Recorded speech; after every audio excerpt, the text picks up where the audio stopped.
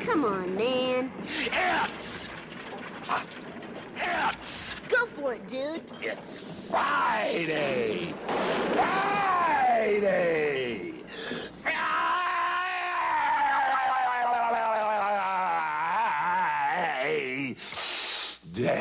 It is, in fact, Friday here on SDH AM. John here, you there. Thanks for dropping by, as you always do, however you are accessing us, large device. And it is a day where we get you ready for the weekend. Hopefully you got the pony or the llama or whatever it was that you were chasing after, if you so celebrated the day yesterday. And happy Kwanzaa to those who embrace and celebrate today as well. So this is the rundown for the morning. It's going to almost seem like a Thursday, because the Power Hour Thursday, which is our buddy Nino Torres from GOLTV and Niko Moreno from Sounder at Heart and Pulso Sports, that's going to be hour number 2.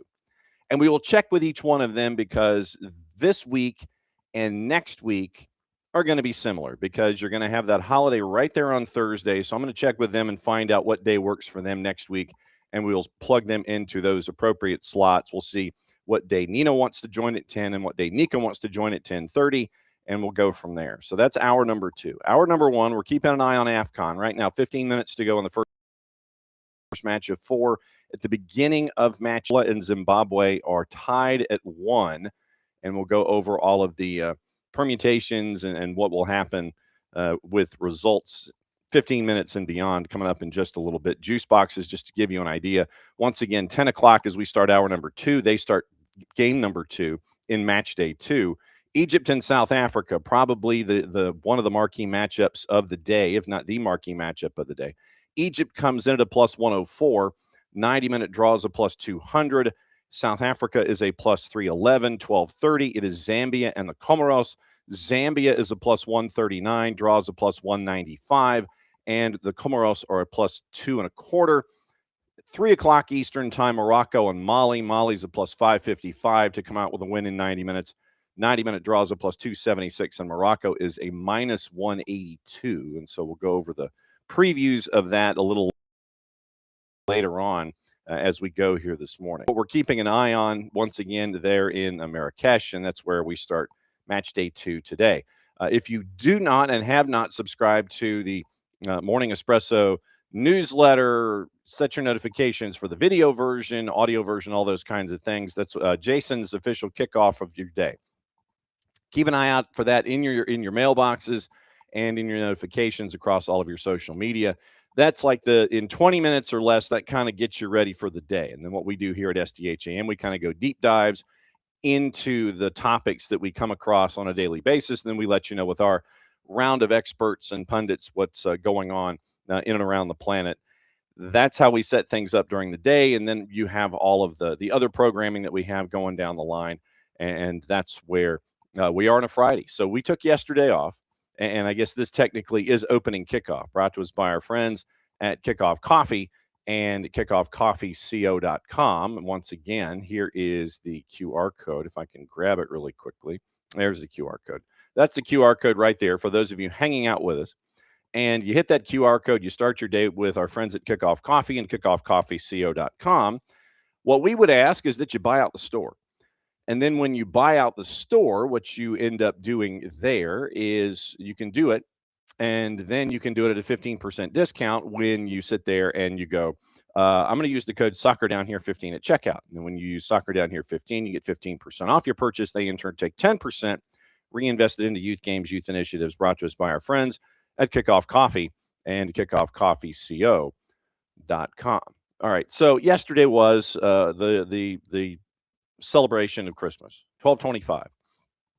And the way things are for those of you that are not familiar with how things are when it comes to our celebrations, and I will use the term in a plural, we do most of our stuff on Christmas Eve. We'll do all the opening of the gifts on Christmas Eve. We'll do all the other things on Christmas Eve. And then we'll save, because the family separates and goes to other branches. And then on Christmas Day, it's kind of a slow roll, and anything that hasn't happened, then you kind of catch up with that. And then you put a bow on everything on Christmas Day. And the bow traditionally is the Waffle House meal. And you end up on that kind of a celebration, and you wonder legitimately what the crowds are going to be like and how many folks are going to be there. Big save to keep things at 1-1, and you wonder legitimately just how many folks are going to be in Waffle House. And I had some other errands that I had to run that were a part of it. And you end up with the idea of, okay, one errand turns into two, and you kind of get a decent subsection of who didn't do what they were supposed to do on the time leading up to Christmas. And so everyone who's trying to resurrect what happened or what was supposed to happen and didn't, you kind of see them as that subsection. As you're out chasing your errands just to kind of put a bow on everything, you're seeing who might need to get some things, maybe some batteries here and there. So the drugstores were open, and mercifully, I didn't see a whole lot of folks that were trying to rumble through the Christmas food or the Christmas clothing or anything like that. So I think at least in this particular pocket of by the way, Montgomery, Alabama hotel room, and we'll be back in studio on Monday. You didn't really see a whole lot of folks that were trying to make up, it looked like, and trying to get things that they should have and didn't. So I think that I saw a lot of folks that were getting like batteries and things like that, just trying to sit there and go, oh yeah, I did. That was the one thing that I did forget was the batteries, and I didn't get the opportunity to buy the right ones or buy enough of the right ones. Saw a lot of that. Didn't see a whole lot of folks that were trying to sit there and go, now, is this T-shirt going to fit? It's a triple X. Is that going to fit them? Didn't see a whole lot of that in the drugstores.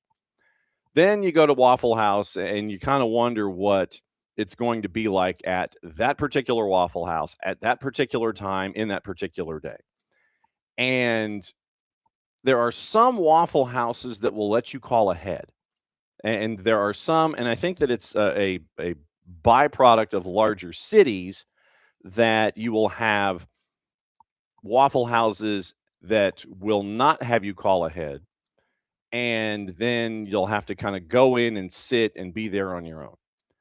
And so I go in and I'm thinking, okay, there aren't a whole lot of people here. So, maybe the order that I can place is going to be a decent order, and I'll get it, turned around at a decent time after having visited the drugstore. What I didn't count on was what I'm used to seeing in Atlanta, was the idea that you can't dial ahead and just do pickup orders. So I go into the Waffle House, and sure enough, there's this absolute row of orders that have been picked up, and it is just orders, and they're ready to go. There's like 7 of them right there in the row on the table, and it took a while. Well, but it's good to know that at the same time, a lot of folks will have the same idea that you do when it comes to your holiday meal, is going to Waffle House. And like I said, for me, it is the grilled cheese wheat on 2, triple order hash browns, and then you go from there. So good to know that in some cities you can dial ahead and that you can pick up. And otherwise, this particular Waffle House would have been overrun. You would have had every booth full. You would have had every seat full on the bar, and you would have had no chance to get anything done. But it ended up with everybody that was getting their food eventually got their food. And I will say this, that there was a great deal of patience that was exuded or exerted by folks who were coming in to try to pick up their order, in addition to the folks that were checking out, that were sitting in. So if we could have that same kind of patience the other 364 days out of the year, I think that would be cool. Just take the patience that you had yesterday and apply it to the other 364 days out of the year. So that is my wish, that is a carryover from what we saw on 12/25, getting you ready for 12/26 and beyond. So that is opening kickoff. That is my humble wish, is that the patience that was exuded yesterday that I saw in this pocket of America be exuded and carried over to a lot of other places as well. So that is opening kickoff, brought to us by our friends at Kickoff Coffee and kickoffcoffeeco.com. That's your QR code for those of you who are hanging out with us, large device or small, and you get to kind of see what's going on with Kickoff Coffee and kickoffcoffeeco.com. Use the code soccer down here 15. You get 15% off your purchase. They in turn take 10% reinvested into youth games, youth initiatives, brought to us by our friends at Kickoff Coffee and kickoffcoffeeco.com. 84th minute now. It is, and Zimbabwe, once again, you have 10 o'clock Eastern, 12:30 Eastern, 3 o'clock Eastern for your AFCON for today, as match day 2 is now officially underway. A couple of other things that we want to get into this morning, and you saw them in Morning Espresso, and this is our opportunity to kind of let you know the background about what's going on. The Sam Surridge story that has kind of cropped up from Alex Crook over at TalkSport and the Telegraph and the Twitters, it appears that Wolves might be kicking the tires on Sam Surridge come January because they need all the help they can get. For those of you who aren't keeping an eye on the Premier League, just to give you an idea as to how bad the season is for Wolves this year. I mean, they're horrendous. I mean, there's no other way to describe it. It is a special brand of awful that Wolves are this year. And you do have the one match today at 3 o'clock Eastern with Manchester United hosting Newcastle at Old Trafford. Just the one Boxing Day match in the Premier League today. This is a day for EFL Championship and the lower divisions. So Championship, League One, League Two. If you're looking at 10 o'clock Eastern time, then that's when you're going to be seeing a lot of kickoffs. And I think Wrexham and their match is at 12:30. So you have the one at 7 o'clock this morning Eastern time. You got a boatload of them at 10, and then you have the one match at 12:30. So here's how bad with the one Boxing Day match. Here's how bad things are. And we'll go over juice boxes for the Prem this weekend after we talk about how bad Wolves are. So the standings going into this particular match week, and fix your fantasy teams, just so you know. Runs. Arsenal right now, and this is after match day 17, heading into match day 18 starting today here in festive fixtures. Arsenal is at 39 points. 2 points clear of Manchester City, who have already lost 4 matches this year. And I think this goes to show you how competitive the Premier League is this year with everyone. Only 1 draw, 4 losses for Manchester City. They're at 37 points, and they're 2 points behind Arsenal. Villa have won 5 in a row. They are third at 36 points. It's those 3 right now. They're off in a group on their own. Then you get the chase pack. You have Chelsea, who on goal difference is right now 4th. Liverpool at same number of points as 5th. They would be in that Europa League slot.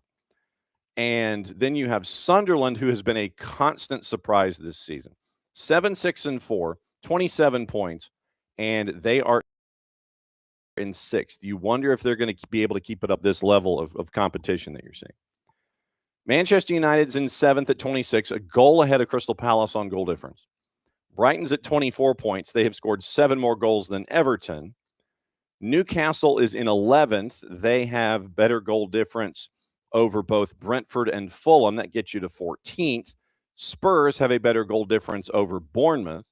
And then you have pack number last, whatever number you want. So literally you have from 4th to 15th, you have 12 teams separated by 7 points. And you think that this is wild. You go to the championship, and it's that much crazier. I might even do that just to let you know how crazy it is going into today. Everything's on Paramount Plus, by the way. The EFL Championship fixtures, all on Paramount Plus. So here's the final grouping. Leeds is at 16 points. They're unbeaten in their last 4 to get to 16. 17th, they're at 18 points. They can't make up their mind what they want to do. They're either winning or losing in their last 5. They're 2 and 3. Then you get into the relegation fight. And this is where I think it's going to finish up this way. And we've discussed what can happen to the rent payments at the Olympic Stadium if West Ham goes down. West Ham right now is at 13 points, 3, 4, and 10. They've lost 10 of their first 17. And they've lost 2 in a row. They only have 2 points in their last 5 matches. So West Ham right now, 18th. They are 5 points from safety. Then you have Burnley, who finally snapped a 4-game losing streak with a draw last time out. They're at 11 points. They're 7 points from safety. And I think that Burnley, we have kind of gotten into the idea that Burnley is going to be one of those yo-yo teams. They're going to be great in the championship. They'll work their way up. Scotty Parker is going to have issues keeping them up in the Premier League, and then they'll go back down. So you're going to have that team that's going to be at the top of the EFL Championship, and they're going to fight their way in. They're going to get in through the playoff, and then they're going to have problems in the Premier League. They're going to go back down. And we apologize to J.J. Watt off the top. You'll notice that I haven't talked about Wolves until this moment. We go through the entire table. Wolves is dead blank and last right now. So 17 matches in. The number of points that Wolves have, 2. For those of you who are listening, I'm holding up 2 fingers. For those of you watching, you saw I was holding up 2 fingers. So that is how bad things are for Wolves. And what I'm going to do is I am going to the historically bad in the Premier League. So right now, Wolves, through match day 17, has lost 15 matches. They've scored 9 goals, so they're averaging roughly a half a goal a match. 9 goals scored, 37 allowed, goal difference of minus 28, 2 points. That's where Wolves is right now. And Wolves, come the January window, is interested in trying to figure out how to score, and so they're looking at Sam Surridge. We'll talk to our buddy Niko Moreno more about Sam Surridge and his growth coming out in the last half hour of the show this morning. But the worst Premier League team is regarded to be the Derby County squad in 2007-2008. We have like 4. 11 points, 1 win, 8 draws, 29 losses in 07-08. 11 points. So we are 2 matches away from the halfway point of the season, and Wolves are at 2 points. 2 points. Sunderland in 05-06 finished with 15. They scored only 21 goals, and they gave up 69. Nice. 15 points. 21 goals, 38 matches, gave up 69. 15 points total. Sheffield United from a couple seasons ago, 23-24, 16 points, 4th lowest total, and then that was regarded as like number 3. Ipswich in 94-95, and this was a 42-game season.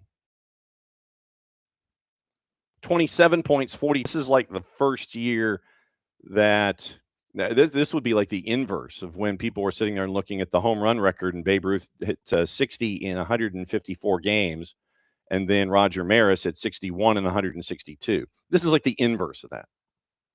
Ipswich in a 42-match season in 94-95, 27 points, and lost to Manchester United 9-0. And so you've got Wolves right now. A lot of folks are saying, could Wolves be the worst team ever in Premier League history? They very well could be. And that's just not good. And then they also mentioned the Huddersfield Town team from 18-19 with David Wagner, where they finished with 16 points.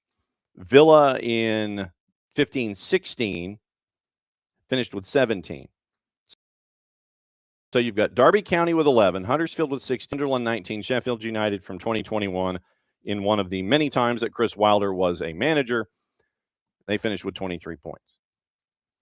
So you end up with Derby County averaging 0.29 points per game. The remaining fixture list for Rob Edwards, apparently, it's one of the worst in the Premier League statistically. So legitimately, you could have it, and by a wide margin, you could have one of the worst Premier League seasons, if not the worst Premier League season ever with Rob Edwards.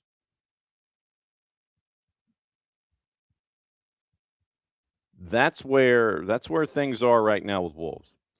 And Wolves want to spend some money, possibly, probably, maybe, and get Sam Surridge from Nashville. Morning, Abby. So that's what you're looking at with the of Wolves trying to bring Sam Surridge over in the January window. Just we'll keep an eye on that. And then how would Nashville respond? Trying to get yet another score. I know that BJ Callahan in the front office, obviously they've got their short list and who they should be able to chase after leading into training camp. But if you're going to lose someone like Sam Surridge, this would be the time to do it. Lose him in the January window, find that replacement, get him integrated with Hani Mukhtar, and try to see if you can have that same kind of gravity that we talk about with the studs and stars like that, where instead of it being really easy to defend Nashville, then do you make it as difficult or even more so? Or do you trust the folks that you already have in-house that can take over something like that? Here's your juice boxes for the weekend in the Premier League. Once again, if you want your preview of Manchester United and Newcastle, the Drew Dickinson, that's on the network. Go back and you can listen to it when you set your notifications on the audio side on your favorite podcatcher. Tomorrow, you have the one match at 7:30. Forest hosting Manchester City. Forest a plus 436. Manchester City minus 179. Your draws a plus 350. 10 o'clock, you've got 5 matches. Arsenal minus 256 hosting Brighton at a plus 665. Brentford at a plus 127 hosting Bournemouth at the G-Tech at a plus 202. Keep an eye on the Antoine Semenyo sweepstakes. It's got to happen between January 1 and January 10. Got a quick note on Manchester City coming up in a bit. So Brentford, Bournemouth. Bournemouth a plus 202 at the G-Tech. Brentford a plus 127. Draws a plus 256. Burnley hosting Everton. Burnley north of plus 300. Everton on the road, a road favorite. Even money plus 100. Draws a plus 231. Liverpool and Wolves. Liverpool obviously big favorite. Minus 417. Wolves almost a plus 1,000 to win in 90 minutes. Draws a plus 564. West Ham is a plus 165. Fulham is a plus 164. Juice box purveyors were just like, yeah, we'll throw a blanket over it. It's even. I don't quite see how, but anyway, you end up with the draw at a plus 240. Your 12:30 game on Saturday, Chelsea and Villa. Chelsea a minus 122. Draws a plus 291. Villa is a plus 311. The Sunday matchups have Sunderland at 9 a.m. hosting Leeds at a plus 161. Leeds a plus 181. Draws a plus 220. And Crystal Palace at 11:30 hosting Spurs at a plus 127. Spurs a plus 221. Draws a plus 229. Then everything picks back up once again on Tuesday with 6 matches. New Year's Day has 4 matches. And then you have Friday, you have 2. And then it starts things off on January 4th with Leeds and Manchester United at 7:30 Eastern. So if West Ham gets relegated, and right now it ain't looking good, since they play in the Olympic Stadium, the amount of rent that could be collected by the city would obviously be less, since they would be in a lesser championship, a lesser competition. So if you're a member of the city government, you're sitting there and you're hoping that something happens above West Ham to try and make sure that they continue to pay the Premier League level rent. But if they get relegated, there's a percentage that happens, and the city would not be getting as much if West Ham is playing an EFL championship as opposed to when they are in the Premier League. So that's what you're staring at with West Ham, who is 5 points from safety, once again right now after match day 17. And I wanted to show you how crazy things are in the championship. And let me double check our friends at okay, so the game with the number one matchup with AFCON is over. Birmingham and Derby right now going on, and then you have 3, 6, 9 matches at 10 o'clock, and Wrexham Sheffield United is at 12:30. Wrexham is at home at the race course, and they are a plus 210 hosting Sheffield United, who is a plus 125. And so then today and Monday is when it goes with the championship. So just to let you know how insane things are in the championship and how much that race to the top is and how crowded it is. Coventry 6 points clear of everybody, and they're close to the halfway point themselves. Middlesbrough right now is at 42 points. Then there's a 5-point gap to Ipswich and Hull, who are at 37 points each. So if we go from 3rd to 13th, you're looking at 11 teams that are separated by 6 points. That gets you to 13th. Then Birmingham's in 14th. Wrexham is in 15th. So Tom Brady versus Rob Mack and Ryan Reynolds right there at the 14-15. I think this season, if you're Rob Mack and Ryan Reynolds, just stay in the league. You got hot at that one point, and now you've drawn 3 of your last 5. So right now, you're getting results. You're 6-10-6 after 22 matches. Just survive in the championship this year. Then fix things from there. Right now, if you go from 14th to 21st, it is 3, 6, 8 teams separated by 8 points. If you were to add Oxford United and Norwich, you'd have 14th to 23rd, 10 teams separated by 11 points. So that's how crazy it is right now. Literally, if you had a good week, if you were Blackburn in 20th, say, and you had a good week, you could be in you could be 11th, basically. So that sprint, nothing new is there. Oxford United has fired their coach. They've lost 3 of 4. They're starting to panic. Oxford United right now in the relegation zone at 19 points. Norwich, you want to talk about a team really in panic. If they go down, they're unbeaten in 3. And they're unbeaten in 4 of their last 5, but they're at 18 points. They've had to do this to get to next to last. And then Sheffield Wednesday, obviously, they've lost 4 of 5. They only have 1 point in their last 5 matches. It looks like there is now a preferred bidder that has been appointed by Begbie's trainer, the administrator for the Sheffield Wednesday accounts. And so now you have that exclusive negotiating window and try to figure out, okay, what's going on with Sheffield Wednesday? We now have a preferred bidder, and so that's the next stage there. They're at minus 9 points, by the way. They have an 18-point federation deduction. Be at 9 points, but they have an 18-point deduction. They have won once in 21, and they have lost 14. They have scored 16 in 21 matches. At least that's better average than Wolves. And then they've given up 43, so they're slightly worse in goal difference, a little over 2 per allowed, 43 goals allowed, 16 scored. Minus 27, you're minus 9 points right now in the championship. So that's what you're staring at. That's how crazy the championship is, and it's going to get crazier. But I just wanted to let you know about how the things are currently in the championship. So in AFCON, we'll go back and look at the first match of the day. Don't want to know about that one yet at 10 o'clock. It really hasn't changed. Egypt is still a favorite at a plus 102, coming up once again, top of the hour. So AFCON to 1 draw. Really doesn't help out anybody when it comes to standings. And so it is the first match of match day 2, and it is in Group B. And so Angola and Zimbabwe, after 2 matches, still at 1 point. South Africa and Egypt coming up in just a little bit. They're both at 3 points. So this one could go one of 2 ways. If this one ends up with a draw, once again, that margin is 3 points. If someone wins this one outright in Group B, then someone sets that marker that everybody's going to have to go chase. Remember, it is the top 2 teams in each group that advance. And then you end up with the top 4 third-place teams that get to the round of 16. And then that's your knockouts from there. So right now it would be Zambia, Zimbabwe with 1 point. Tanzania, Equatorial Guinea would be the others. But once again, very, very early in that process. So the tail end of Group B is your matchup today at 10 o'clock. And then Group A takes over 12:30 and at 2. So that's what you're staring at.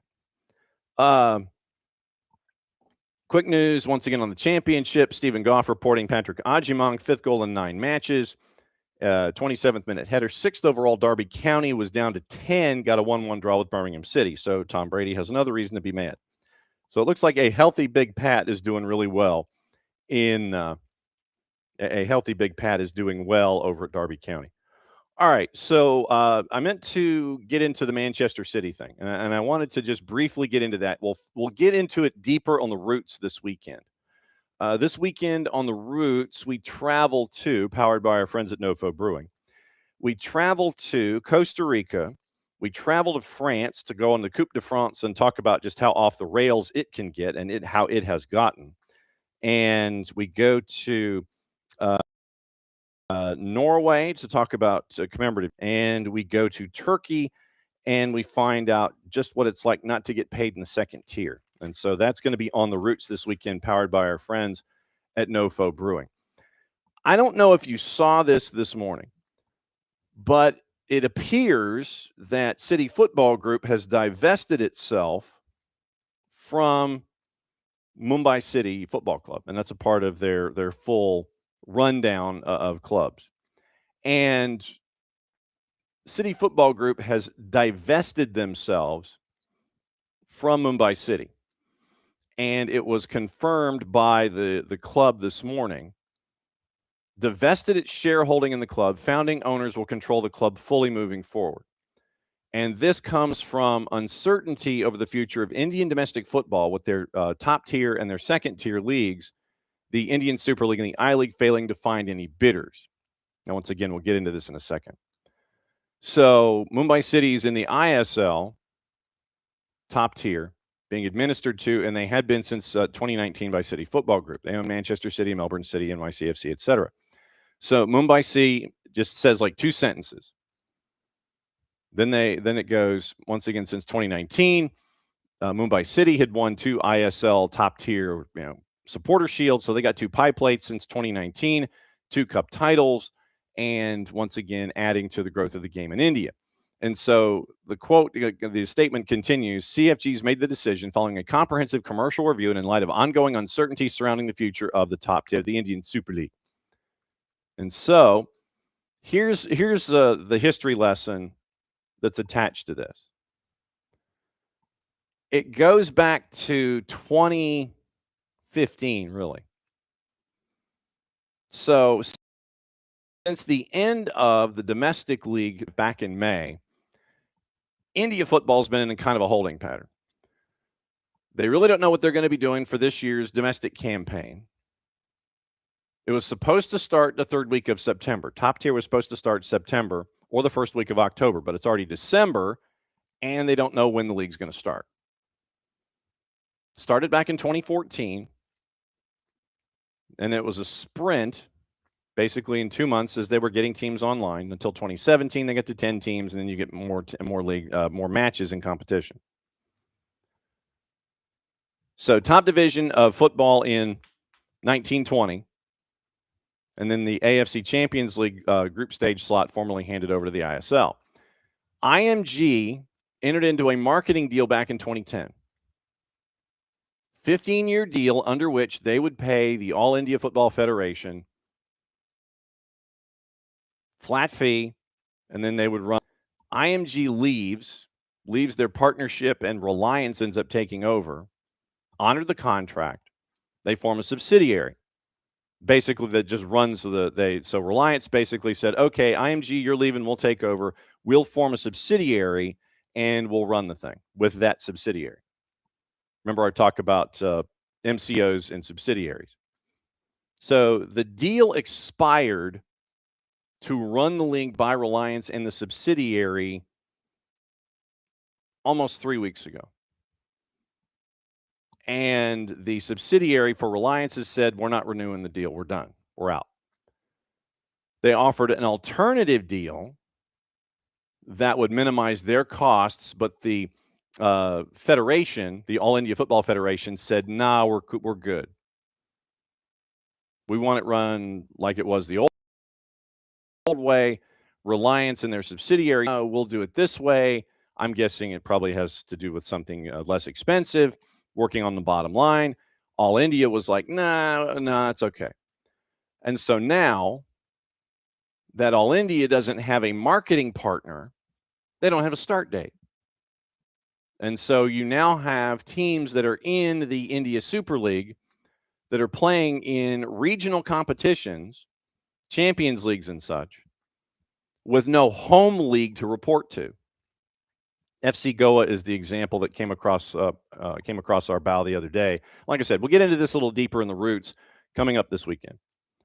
But the All India Federation, since they can't conduct a first-tier league or a second-tier league, you now have the third tier, the second tier, the championship, and the first tier. They're all stakeholders. No one. Sports Ministry of the country had a meeting with all the stakeholders back on December 3rd, and they couldn't come up with a consensus, understandably so, with all of the different voices in the room. So all ISL teams, in a recent report, according to the Sporting News, have proposed to pay a flat fee to the federation in exchange to operate, manage, and this is the term in quotation marks, and I imagine that once again, the wording used has a different connotation in India than it does with us here in the States. Operate, manage, and commercially exploit India's top-tier professional football league. But they don't want to pay a fee for this year, considering this year is supposedly already started. They want to start paying a fee next year. All of the top-tier teams have agreed to the proposal, except for one.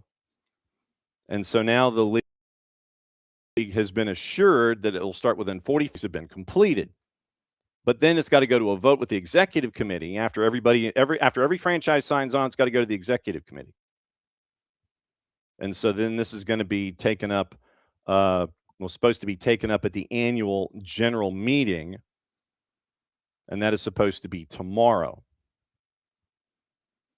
So you can kind of understand why City Football Group was kind of like, no, we're good.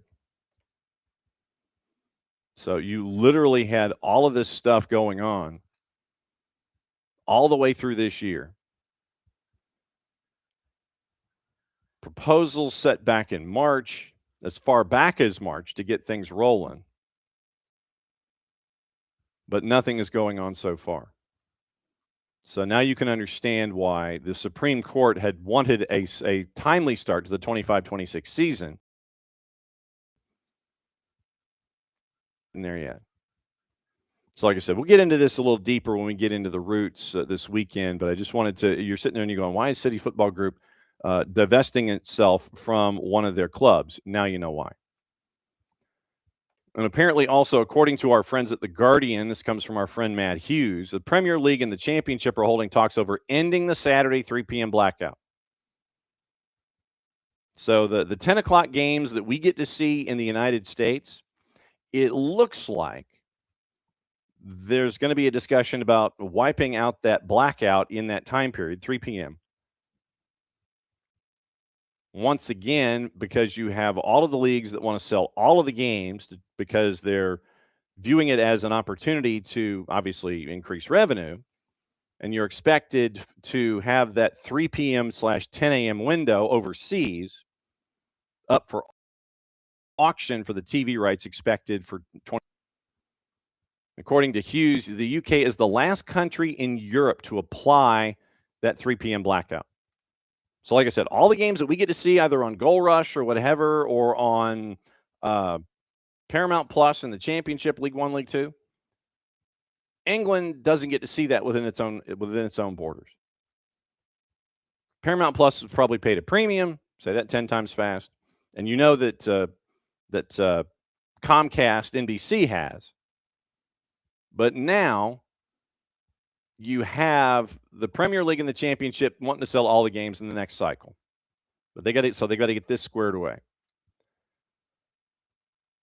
respectively showing a record 270 and 1,059 of their matches on domestic TV this season.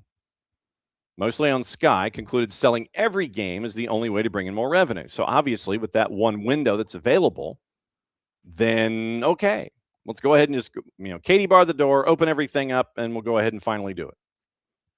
Contracts don't expire till the end of the 28-29 season. EFL wants to go to market at the start of 27, and so they need to have a market price. Premier League auction is expected to take place later in the 27 calendar year. EFL's deal with Sky, worth just under $1 billion, £1 billion over a 5-year period, giving them the exclusive live rights to 1,059 games, Championship, League One, League Two, Carabao Cup, Gummy Bear Cup, EFL Trophy. And this would make all 1,891 matches available if it reaches the agreements. Please hold. I'm going to try and silence a dog briefly here quickly.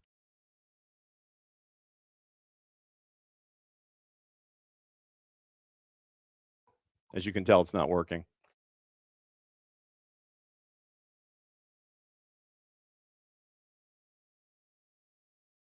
Trying to summon a dog. You'll excuse me. Rowdy man. Hey.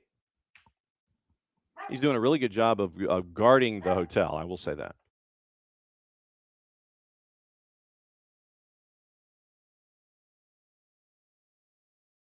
There we go. Okay. Good job. You've guarded successfully. Nicely done. Nicely done. Yes. Yeah, they got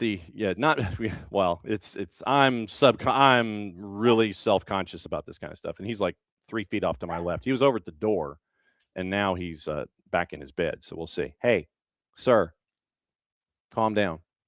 Thank you. All right. So now back to our story. Okay. Once again, our buddy Nino Torres joining us in about 10 minutes. So Premier League wants to sell every game because you could open up markets in Europe. They want to open Africa and Asia. Domestic deal worth £6.7 billion over 4 years. So that's what? 1.7-ish. League added an extra year to the contract to increase the number of games by about 20%, 25%. So the real terms value declined. You added games, kept the price. And so that means that more games were allowed. Price was the same. So that way your average price is decreased by about 25%. So the Premier League clubs, the American owners, have been pushing to broadcast all of these games for a while. Article 48 of the UEFA statutes. I didn't know we were going to be quoting UEFA statutes this morning. Under which a transmission can be prohibited for 2.5 hours on a Saturday or a Sunday, applies in English leagues context when 50% of the Premier League is scheduled for Saturday at 3 o'clock. So you're opening up 50% more of your matches. You're opening up your entire schedule. Article 48 enforced in Scotland, Northern Ireland, and Wales. In the event of Article 48 no longer applying in England, 3 p.m. Premier League kickoffs will be broadcast across the UK, which could have a negative effect on attendances. Now, what I'm going to do here, so that was Matt's. I think that was Matt's rub. Premier League attendance. Let's go to Premier League attendance real quick as I sit here and smash the caps only function. All right, so let's look at percentage of capacity 2024. All right, so let's take a look at the Premier League attendance figures for the 23-24 season. Well, we could do it this way. So let's whatever we end up with. So I just want to check and see what the attendance figures are. So, all right, so capacity of all right, so 25. Let's go back a season because this year, you're kind of looking at what's going on. So if we go by a full calendar and look at everything. So Old Trafford had over 1 million spectators, capacity of 74.8. They averaged 73.8. So 1,000 over 74, that's not a lot. West Ham, remember we talked about the West Ham story, especially next year. West Ham basically sold out. They were second in attendance last year. At 62,407, they only had, on average, 93 seats available for West Ham games for the 19 games that were at home. Spurs, 62.8 capacity, average 61.1. Liverpool, 61,002, average of 60,468. So 800-ish seats left available for every game at Anfield. Arsenal was fifth, 60,704. They had 500 seats available per match. The Etihad, Manchester City, 55,097. They averaged 53,576. They also had over 1 million fans in 19 games. So that's what? 1,004. You're about 1,500 seats left for every Manchester City game. St. James Park had about 70 seats available. Villa Park had 1,120, 1,140 available. Stamford Bridge in Chelsea had, 13, 200. So you had 640 seats available at Stamford Bridge. For Everton last season, it was a transitional year, leaving their old stadium and head docks, so they had about 75% capacity. Amex, Brighton at 11 had about 400 seats available. Leicester had about 1,000 seats available. Southampton had about 1,500 seats available. You see where I'm going here. Molineux for Wolves even had 1,000 seats available. Forest had 300 seats available. Ipswich had 300 seats available. And this is in the thousands of seats. So the concern, and look, the Vitality seats 11,307. They only had 93 seats available, or 107 seats available. The teams that were going down, that went down after last year, were Southampton, who was 13th in capacity and in gross people walking through the door. Ipswich was 16th. Leicester was 12th. 800 seats available for Leicester City. And for Ipswich, once again, it was 252, so about 300 seats available. And for Southampton, it was about 1,500 seats available. So I think that's a faulty theory. The concern that is going to hurt attendances, I don't quite think that's going to fly. Because all you've got to do, and like I said, this is last year, and I looked at Transfermarkt. So you had the only place where it was really wild was Everton, because they were in a transitional year from one stadium to the other, and you had capacity issues and things like that. So that was the only team with a 52,000 seat capacity, averaging 39, but that was because of external factors. It wasn't because of how the team was performing. So I think that the last line in here, in this article by Matt Hughes, in the event of Article 48 no longer applying in England, 3 p.m. Premier League kickoffs will be broadcast across the UK, which could have negative effect on attendances. I don't quite think that I think that the Premier League, I think the EFL might be an issue, but I think the Premier League in and of itself is like the NFL is here in the United States. I think that the Premier League is fairly bulletproof when it comes to their attendances and their TV windows. Because if you look at the National Football League, you know what those attendance figures are. That does not get affected. You're going to go to those games. If you're a fan of those teams, you're going to go to those games. I don't think you're going to sit here and go, yeah, I'm not going to go. I'm going to chill and watch it on TV. I don't think that the England soccer fan of a Premier League side or for a championship side that's going to be promoted is wired in that way. And this is something that you run into in a lot of sports. Doesn't matter what level it is. You still have those individuals that don't want to have revenue taken away from them because they feel that if television walks in the door, then they're going to be hurting the bottom line. I think that the more that you look into this in your situations, I think that the further away from that, if you believe in your product on a local basis, if you believe in your product, then you won't have to worry about the product if you were to open the door to television. And the Premier League and the Championship, they have that one window left. They've got that one window left. the 3P 10A to us. So that 10 a.m. window that we get to watch every single week because we're not in England. That's that last window. That's the last frontier of TV negotiations. And that's what you're looking at right now for this new window coming up, 27 and beyond. Where can the Premier League and the Championship make that much more money? And the EFL, technically. It's in that last 10 a.m. window, the 3 p.m. window. So keep an eye on that negotiation, not just this year, but down the line.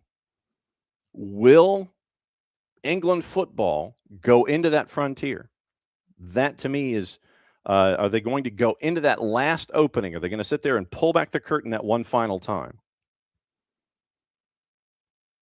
I think they might.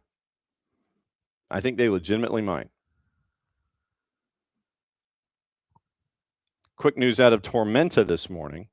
Andrew Booth has been signed after a season and a half at FC Tulsa. Booth started his career in 2020 with Greenville Triumph, was with FC Tulsa. Tormenta Stadium's first match, by the way, Sunday, March the 8th against Spokane Velocity. So we are literally 2.5 months away from the beginning of the season in the USL and USL League One. So Tormenta Media alert. They have signed players. They are signing players, but they have signed a player this morning in Andrew Booth, who returns to USL League One from his time in Tulsa. All right, really quickly, let me get into what to watch, where to watch it, how to watch it. Brought to us by our friends at Fanatis, fntz.co/soccer down here. And what you do is you get into Fanatis, and you truly do go to the extremes of the planet, and you get to watch anything and everything going on. And if you go into Fanatis, you can catch AFCON, which is going to be going on match day 2, second match of match day 2 coming up in a couple of minutes with Egypt and South Africa. So here's what to watch today. BNB en Español simulcasting the 4 matches of AFCON. We talked about that. Also with Fanatis, you get Teise, CDO, Nuestra Tele, For the Fans, Liga 1 Max Pro. We'll get into that discussion with our buddy Nino Torres coming up in a bit. You have Tigo Sports show up occasionally. You have CATV show up occasionally. English Championship on CBS Sports Network, Stoke City and Preston North End. That comes up at 10 o'clock. Everybody else is going on in the championship over at Paramount Plus. The league that we neither condone, endorse, nor promote comes up at 12:30 on FS2. USA has Manchester United and Newcastle. ESPN Plus has the A-League at 3:30 this morning. Fox Big O&E has Serie B coming up at 11:15. And the league that we neither condone, endorse, nor promote coming up at 12:30. Fox Soccer 15, NBCSports.com, Manchester United and Newcastle's at 3 o'clock. Then you have the English Championship. You had Millwall and Ipswich actually start at 8. 3, 6, 7 matches at 10 o'clock. And then Wrexham and Sheffield United at 12:30. League 1 at 10 o'clock. Stockport County, Lincoln City. League 2, Chesterfield and Notts County is at 10 a.m. Tomorrow, just to give you an idea, BN and AFCON, 4 matches. Once again, another match day. We'll get into the juice boxes at the end of the show. Doubleheader from CBS Sports Network in the Premiership. Hibs and Hearts at 7:30. Livingston and Celtic at 10. Celtic needs a win. They probably could get it against Livingston, who's trying to get out of the bottom and stay out of the split. Serie A doubleheader, noon and 2:45. FS2 has the league that we neither condone, endorse, nor promote into a doubleheader, 10 and 12:30. Chelsea and Villas on NBC at 12:30. NBCSN, Liverpool and Wolves at 10. USA, Forest and Manchester City. Arsenal and Brighton is at 10. BN en Español simulcasting once again. Fox Deportes, triple header. Serie A, 6:30, 9 and noon. Honduran Liga Nacional at 8 o'clock. Universo is simulcasting Premier League matches. ESPN Plus has the A-League. Fox O&E has Serie A, Serie B, and the league we don't talk about. Fox Soccer Plus, Serie B, triple header. NBCSports.com, 2 matches from the Premier League, 1 at 7:30, 1 at 10. Paramount Plus, Serie A, 5 matches available starting 6:30 in the morning. Scottish Premiership, Livingston and Celtic at 10. Aberdeen and Dundee at 12. Dundee United at 12:45. Peacock, 5 matches, 4 at 10, 1 at 12:30. And on the women's side, the A-League is on at 12:45, 1 a.m., and 2 a.m. Sunday, it is AFCON. It is Premier League. It is being simulcasting AFCON. Fox Deportes has Serie A. Telemundo has the Premier League. A-League at 3 a.m. Fox O&E, Serie A. And Premier League doubleheader, 9/11/30, Paramount Plus Serie A, and the women at 10 a.m. You will excuse me, please, for a moment while I mute us once again and try to calm down a dog.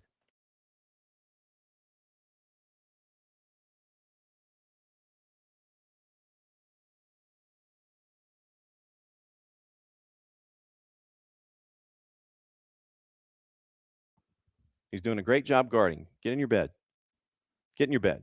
Get in your bed.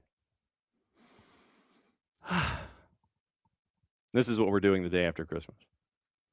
The boss is making sure that folks get everything that they can here and making sure that everything that is supposed to be where it is supposed to be before we leave Montgomery and head home is in those places.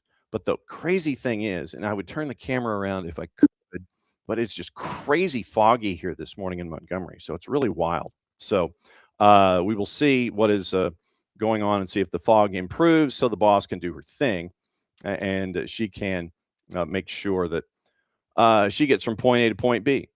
It is after 10 o'clock, which means one thing, which means that we go from a hotel room in Montgomery, Alabama to Lima, Peru. We find out what's going on with our buddy Nino Torres and Nino Damas, dropping knowledge. Yellow, yellow, yellow on a Friday. How are you, sir? Yellow, yellow, yellow. Soccer down here, fans. Nino Torres with you in a Friday, fully loaded Friday, baby. Huh?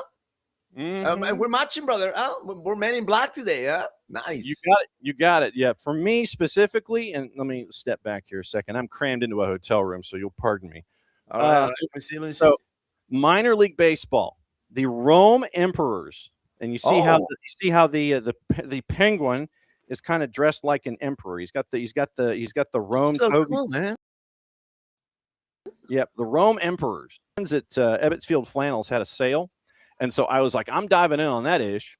When it goes like 73% off, including shipping, I'm like, yeah, man, I'm buying all that stuff. And so, Man in Black, Man in Black, and we're rocking and rolling here this morning. And I thank you for coming in on a Friday. What about next week with it being New Year's? Do you want to do Wednesday or Friday? Your call. You want to do New Year's Eve day, or you want to see everybody? No, we'll start the new year, man. We'll start New Year, brother. All right, Friday. Okay, so Friday, you'll be man. Yeah, 2026. All right, so you'll be Friday at 10 again next week because of holidays. Okay, so as is always the case, Nino Damas sends me notes that I don't look at, so that way we can all react together. And so I scroll down, and I see that he has sent me things. And so it is the 2025 year in review of each league that he calls on GOLTV. And it's always fun to catch him on GOLTV because we can have conversations with him while he's calling games on GOLTV, which is always fun. The home improvement thing, huh?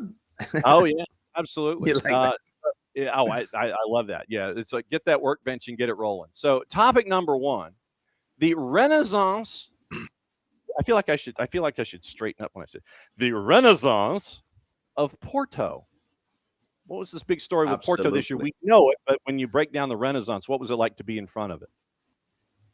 It was so exciting to have the third big team in competition again, because for the past, I want to say 3 years, it was that they were going down the hill. Every year it was getting worse and worse and worse.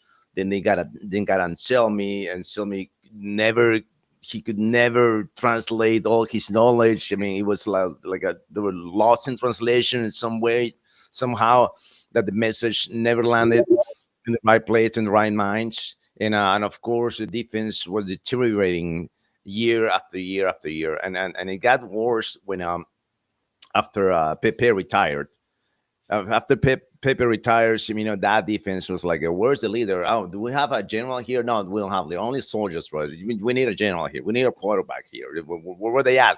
All right. So Vilas Boas said, you know what? Martin Anselmi, thank you for your services. Yeah, we We expecting something else from you in the World Cup of Clubs, and it was a disaster. Of course, that didn't help at all with them.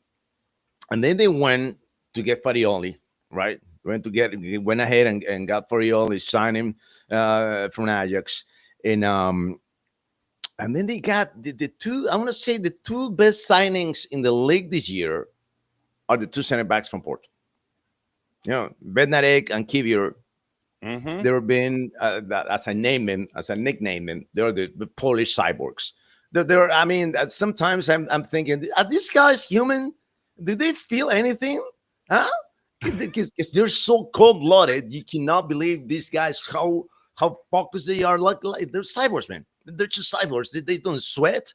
I don't know, but they make a big impact in Porto, considering only 3 goals in the first 15 rounds of the competition. That says it all. So they went. It was a massive renaissance, and I was shocked when I read all the previews while I was doing the prep time for the first round of the competition, and I was all the journalists from Europe were like, who do you think is going to win the next year? Porto. Was like, what am I missing here? Am I missing something? Did I just watch a different World Cup of Clubs, or what happened here?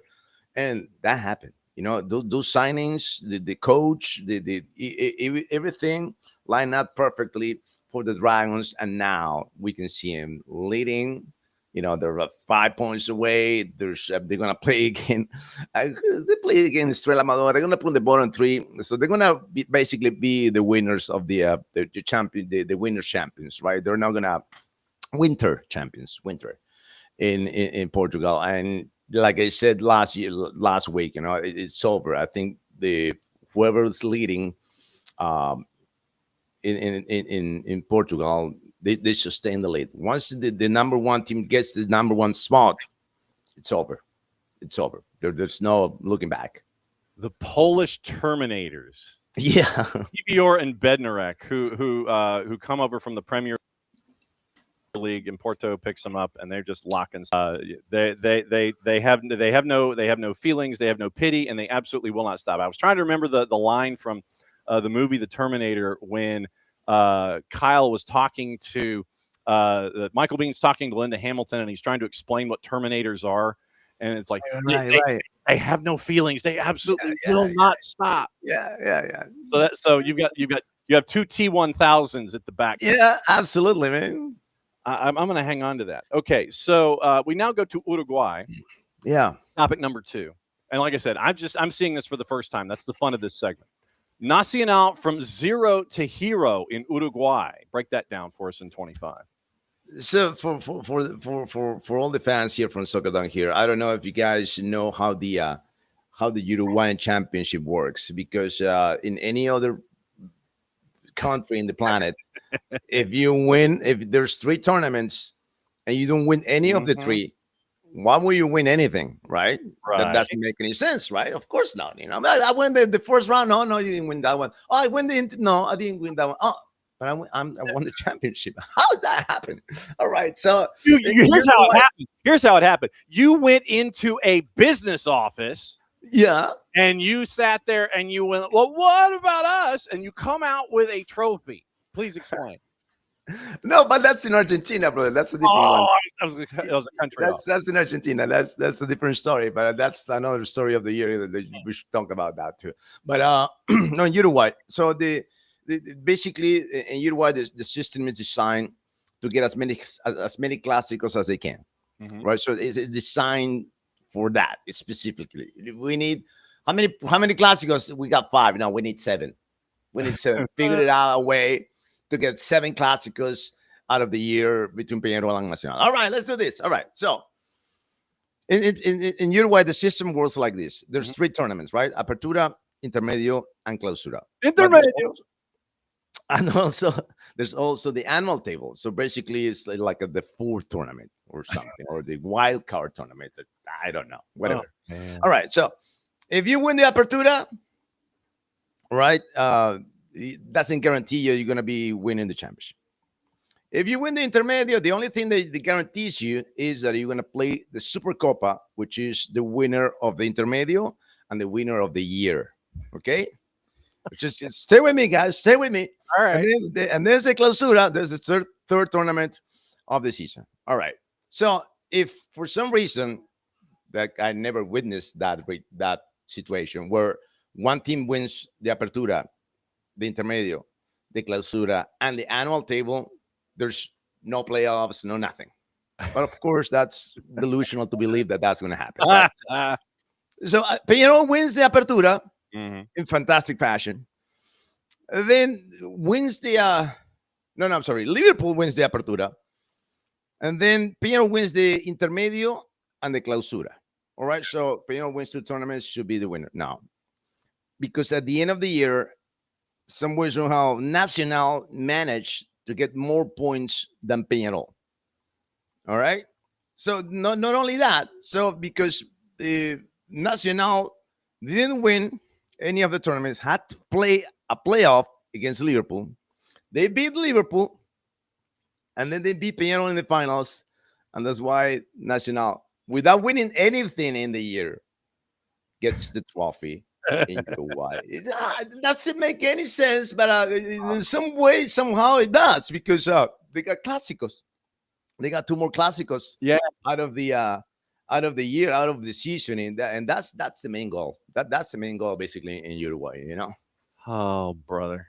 Yeah. It's crazy. That's the best way I can phrase it. All right, so we go from Uruguay to Universitario. The Band of Brothers did it again. Copa America, and this is subplot. Copa America in the U.S. again. That's topic number 4. So anyway, Universitario, the Band of Brothers did it again. This is crazy, right? Because this is a team that a few years ago, what's that? 2018, 2019 season were probably the worst years for Universitario in this millennium, and they almost got relegated, but they pulled it off and they sustained, and then they survived, right? And then they have to witness Alianza winning back-to-back titles, 2021, 2022, and but we weren't there. No, we were there. Just all right. Let him be. Let him celebrate.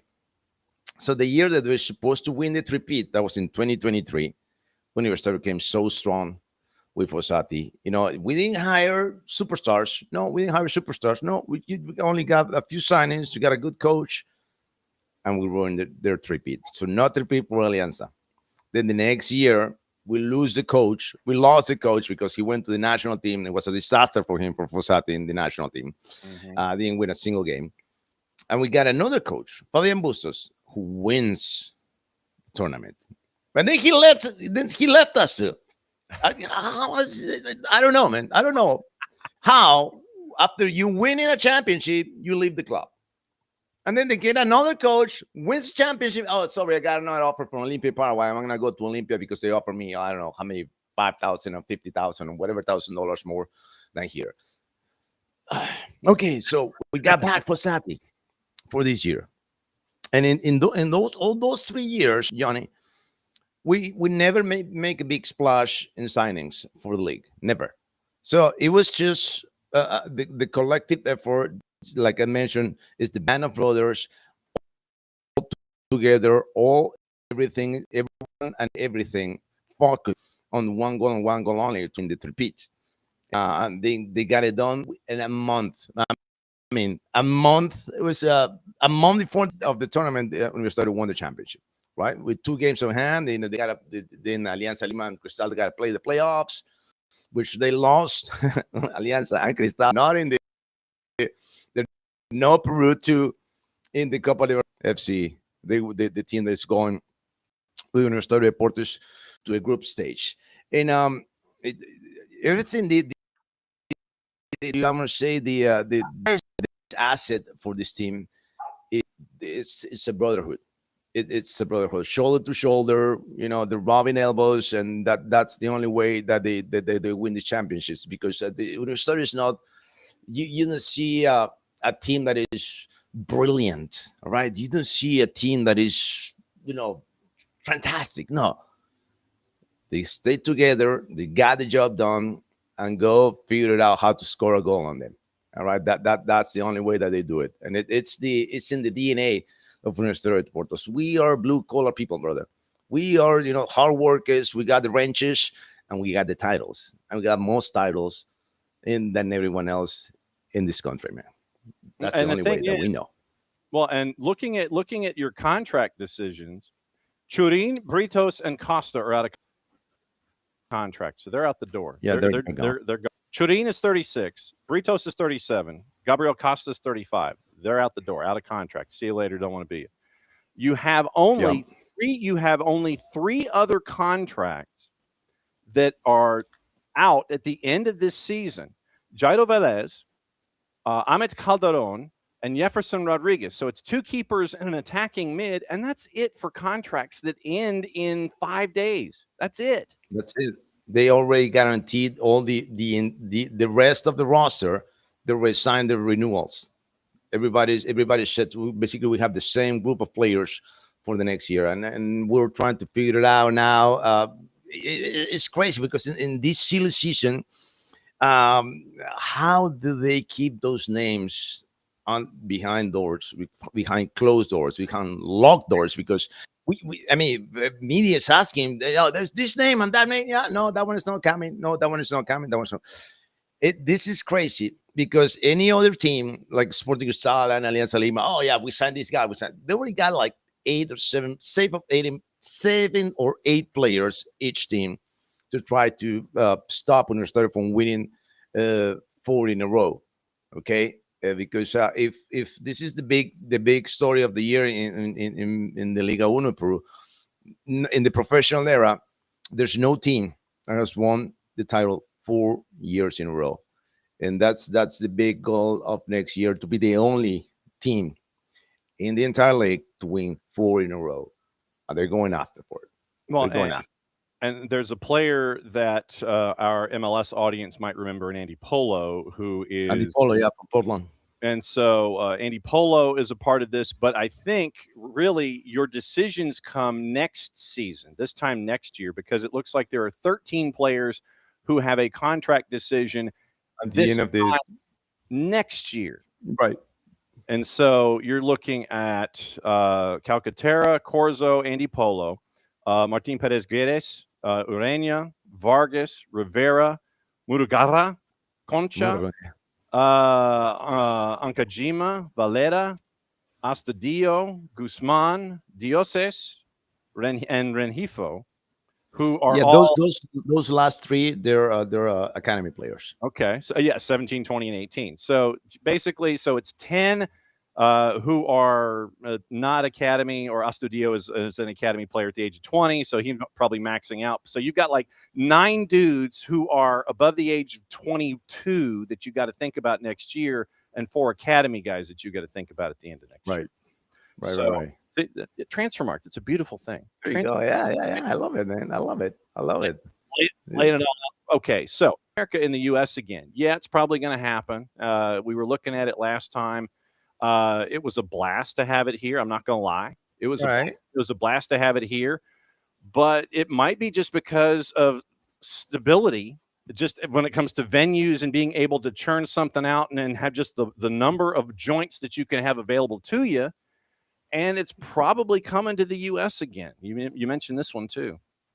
Yeah, and it's gonna, if it comes, it's gonna be the same year of the Olympics, man. The Olympics and the Copa America at the same time. So I mean, don't get me wrong. I've loved the competitions in the U.S. It's just it's fantastic. But I think they got big stadiums. We got stadiums in Brazil, in Argentina, in Chile, in Colombia, even here in Peru. All these countries are perfectly capable of hosting a Copa Americas, which we've been doing for like forever, and only in this millennium is when the looks turn around and see the U.S. and look at that! Look at that arena in Atlanta. Look at that Levi's Stadium. Look at that! And how many people can fit in here? Oh yeah. So if you go to Brazil, not Brazil, let's see Peru. Yeah, you got to go to Peru. You got only the Nacional and the And the Monumental, you got 80,000 seats, and you got 50,000 seats on the other one, but that's it. You don't have another venue with over 50,000 people, which in the case of the US, I understand, I get it. It's from the business standpoint, it's obviously a win-win. Yeah. Right. And of course, all the fans, all the tourism that comes to the to the country and everything else. But it's ours, man. You know, it's CONMEBOL. It's South America, and it's a different story when you let's go to, I don't know, Ecuador, right? Ecuador Copa America. When was the last time? Freaking 1993. That was the last time that Ecuador hosted a Copa America. They got brand spanking new stadiums now, also in Ecuador. They do it in Ecuador. I'm just throwing a name right now, a country, but it's a different story. It's a different vibe. You know, it's local. It's local. It feels like it's our tournament, not like that we're gonna be the the visitors in our tournament. You know what I mean? So that's the kind of thing that it gets me, you know. It gets me, but and plus, how many Copa Americas is going to be the third one, right? I think so. Yeah, this would be number 3. Yeah, right. Mm-hmm. What in what, in a decade? In a decade, you got 3 Copa Americas in a decade. That's come on, man. That's something too much. Huh? Well, but let me present a theory. You can bring the helicopters in that are painted black as you wish. You can, you know, that noise you hear behind me are those helicopters that are coming in. I think it might have to do with this one dude and the fact that he plays for Argentina currently, and the fact that he plays in Major League Soccer currently.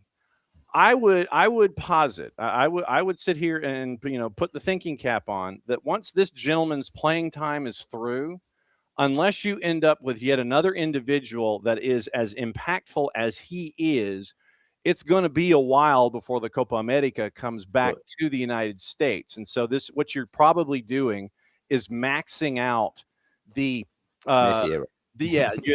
corporate ability of maxing things out financially, woman who is okay at the soccering based in your country. And so, I mean, unless you, I mean, who could be, you know, who could be that next generational talent that could bring the Copa America back once he retires? I don't know who that placeholder is. I don't know who that next dude is.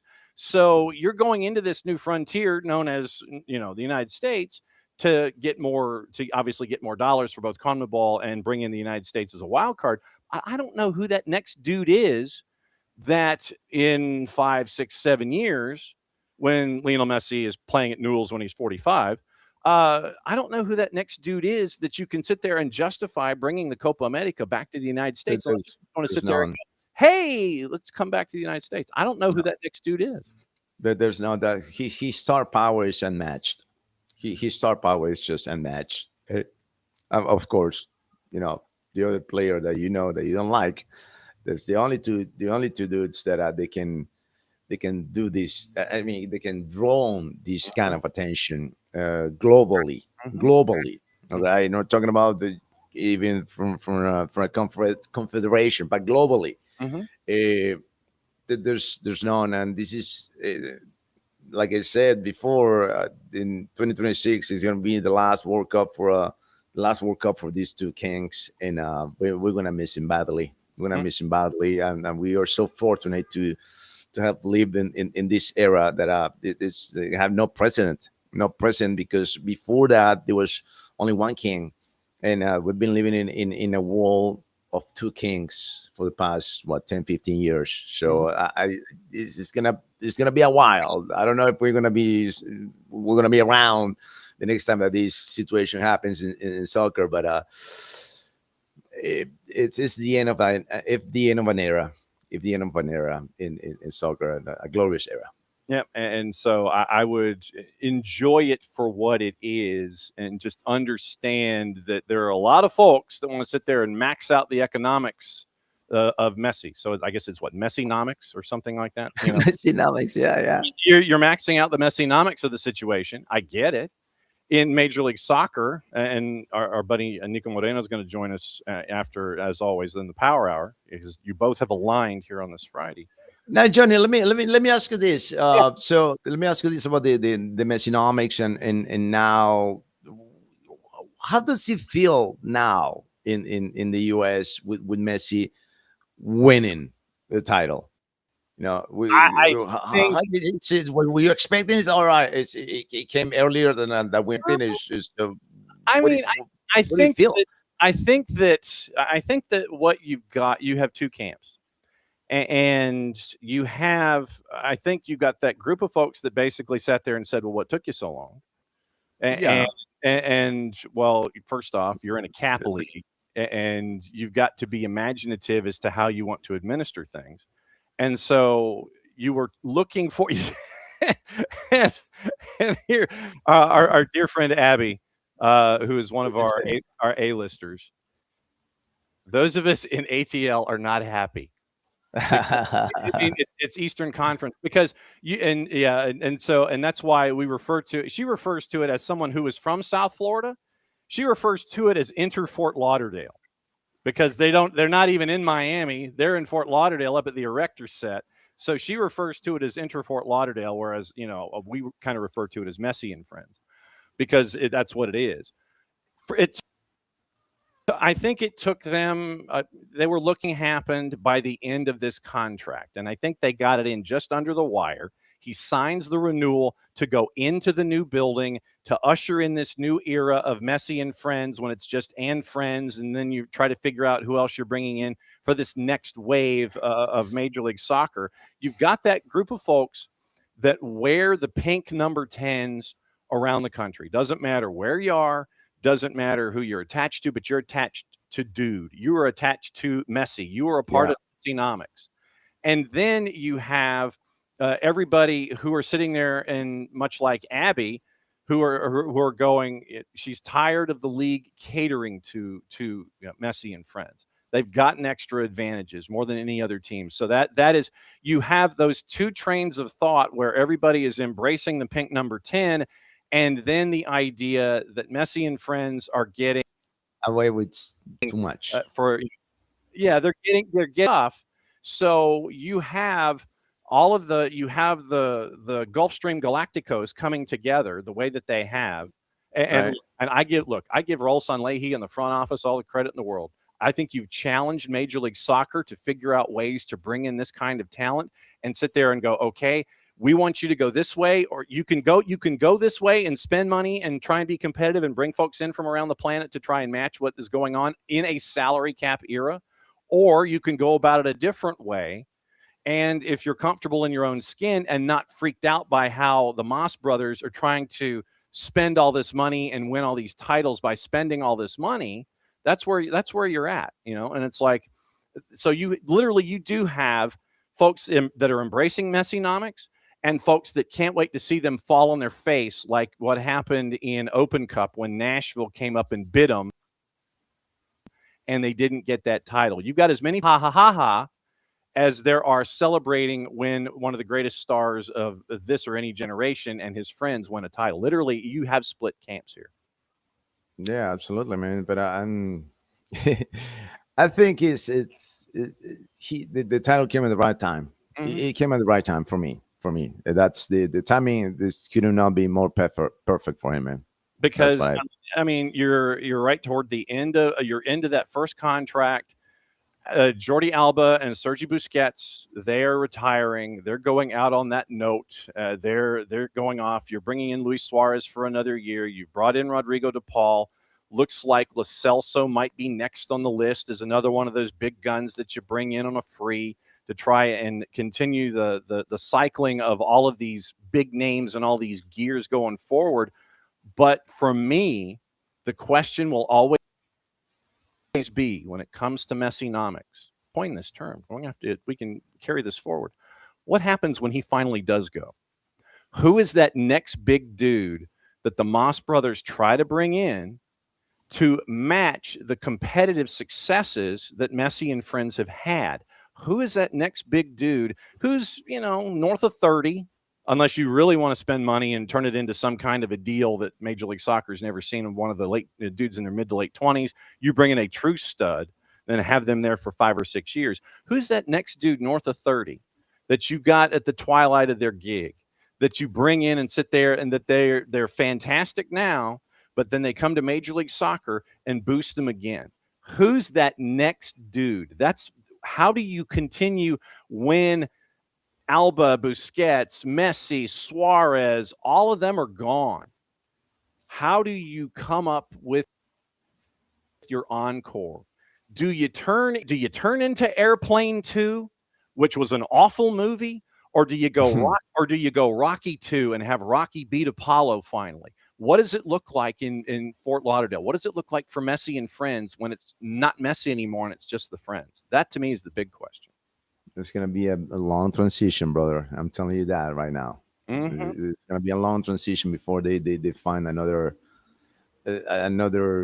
way of doing things in Miami. Mm-hmm. All right, and I know the Bacon has lots of connections, but it's who is eager to you know what? I'm done playing in Europe. I'm gonna go to Miami, but should I go to Saudi Arabia? They offer me 50 mil a year. How much money are you offering me? Well, how much money can you put on the table? Actually, how many? That's the thing, is it's got to be one of these NIL deals plus contract where Messi gets paid, I think, 22. And then with endorsements, it gets to 50 because it's a piece of the action, because it's a piece of Apple and the TV deal and all these endorsements that the league sit there and say, yeah, we're not going to touch that. Whatever you get in endorsements, that's cool. League can pay you whatever they want. Team can pay you whatever they want. You're a designated player. You fit this way in the cap. The team can pay you whatever they want. Then you can get all these endorsements and do whatever you want. I mean, the NWSL is facing this right now in women's soccer right now. They're facing that with Trinity Rodman right now about this kind of a watershed moment. Where do you go? Who is comfortable enough in their own skin to where you can pay them 20, but then get those endorsement deals to get you to that Messi level of 50? That's the next. There's no other player right now that they have that leverage, and then that leverage and that is meant to the basics. I don't think that anyone, what Europe, that's a company can handle those kind of deals, and even in many players no to Di Maria. Di Maria said no to them. They put an offer. Oh, go ahead and put an astronomical offer. They're gonna say no. As you put the astronomical offer, and like, oh yeah, we can pay you that. Oh, yeah, no, and I'm not going. Like, he went to Benfica. So the player shows the glory. All right. What the hell's going on at GOLTV? This Sunday, Braga versus Benfica is my last derby. What? The last derby. What? GOLTV is closing the operation January 1st. Damn. Yeah, we're closing. They lost their the bid for the TV rights in Uruguay, and with only one tournament left, it's not profitable anymore. So we're going to be closing down the operations in January 1st. Okay, well, I would be putting expletives out here that would give us the E rating, but how can we help? I don't know. I don't know. We'll see. We'll talk. Okay. We'll see. Well, I mean, you know, you've got a home. You know that you can bang on this door, and you know that we love you, and you know that you have the SDH. You can knock on the door and sit there and go, you know, dude, I'm bored. I got something to get off my chest. So, you know, this sucks. I know. Like I said, I've seen nothing printed about any of all. There's nothing. I was going over and like, oh, there's nobody because I got the news December 1st. Damn. Yeah, because the VP of operations he made sure that it didn't happen like happened last year when they Oh yeah. they closed it here. I mean, GOLTV didn't close. They closed their chapter here in Peru, Mhm. and that last year it was like they told us 3 days prior. Mm-hmm. All right. By the way, what day today? 26. On the 29th, we're done. What? Because I remember that last year. Yeah. And then thankfully and gratefully they made it work. You know, and we can get you to remote because we want to keep you.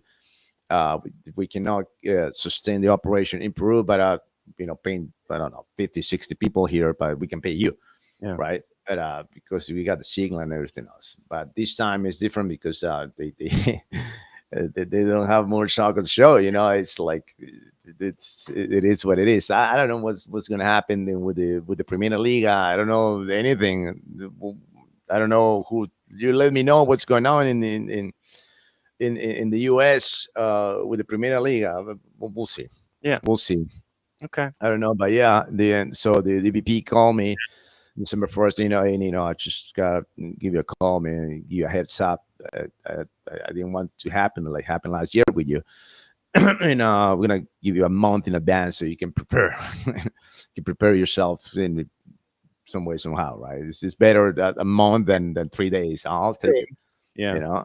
So yeah, that's that's where we are now. Okay. Well, obviously, A, that we think this sucks. B, we love you very much. And we'll obviously we'll keep an ear out for everything up here. Let us know how we can help. Let us know if there's anything we can do. We'll help you out as best we can. But obviously, that with us here, you got a home and you can bang on the door anytime and sit there and do whatever. And that I love our conversations that we have. I love the fact that you can be here and help educate all of us on what's going on those places that you follow and that you call. Yeah, we need to do offline, and so we'll do that. We'll catch up, and we'll do the WhatsApp thing. It's like you and Jason have got me plugged into this whole WhatsApp thing like nobody's business now. So okay, well that sucks and a half. Obviously, we can follow you on socials, and that hasn't changed. Your socials haven't changed or anything like that. Yeah. And the man's a baking fool, and he's taunting me with all this chocolate that he has as Nino is baking things. So we'll catch up offline. Obviously, you can come back. Obviously, you can come back whenever. You can come back whenever the hell you want. But obviously, next Friday, 10 o'clock Eastern time, you're back. We'll start 26, and we'll start rolling. And we will kick some serious ass in 26. Just know that we love you very much, and we will catch up with you soon, my friend. Thank you, Johnny. Thank you, guys, and happy New Year. We'll see you in 2026. You All right, bet. take care, guys. All right, you got it, brother. All right, so there goes Nino Torres, and so a hot change and a hot tag here. Oh, look at this! Where are you, Nico? Where is that? Hey, what's going on, John? SDH family. We are downstairs just to make sure that we stay away from those sleeping bodies upstairs. Give them a little bit of space between my voice and their sleep because we were up late last night. So I'm sure they'll be sleeping. We ended up watching the new Avatar movie, and the 3 hours put us into midnight. So we're up late last night for sure. Yeah, and I saw your notes about the holidays and everything, and yeah, make sure that everybody knows this time of year that you love them, and that was a timely message in more ways than one. Let everybody know you love them. Don't ever be afraid to tell everyone. No holding back. This is not the time for for guys like, of certain ages and vintages and upbringings to sit there and go, I'm not going to tell you how I feel. I'm not going to tell you this. I'm not going to tell you that. Biggest thing is you got to let everybody know when you know, and don't ever sit there and be afraid, because one of the things that has, and this is probably more post Christmas before we get into Major League Soccer and all the movement. Your reminder yesterday on the 280 character app about making sure that you tell folks you love them. That to me, it resonates. And I make every opportunity with all of the folks that are close, whether it's blood or otherwise. You know how we wrap up every conversation that we have is that I tell you that I love you very much. I tell Nino that I love him very much. I tell everybody up here very much. And I'm not blowing smoke, because look, we've been at this, we've been in this business too blank and long, and you never know what's going on. And so you got to be upfront with folks. Don't ever be afraid to hide what you're thinking, because you never know when that chance to tell people what you're thinking ever comes back up. So I'm glad that you posted that yesterday on socials as a reminder. What was in the mug, by the way? The mug is my first cup of coffee, actually, only, which is surprising. But I guess it is the holidays, so I was a little, not necessarily up early enough. But I did, make sure that my voice was nice and ready before I got on the show. But yeah, I mean, let's start there. I mean, SDH family knows me for a long time. We get into the subjects that matter and people want to know about, which is the soccer aspect. Necessarily in my inner circle, but indirectly, I have heard stories and some unfortunate ones. And all I will say is that it's not just about telling everyone that you love them, because it is an opportunity you may not have. But in the same sense, in one way, not being afraid of showing love. But if you are not being shown love, then have that inner voice and get it out, express it to those around you, because the holidays are phenomenal and they're such a great time for most of us, a lot of us. But that percentage that isn't going through good times and they're isolated, they're lonely.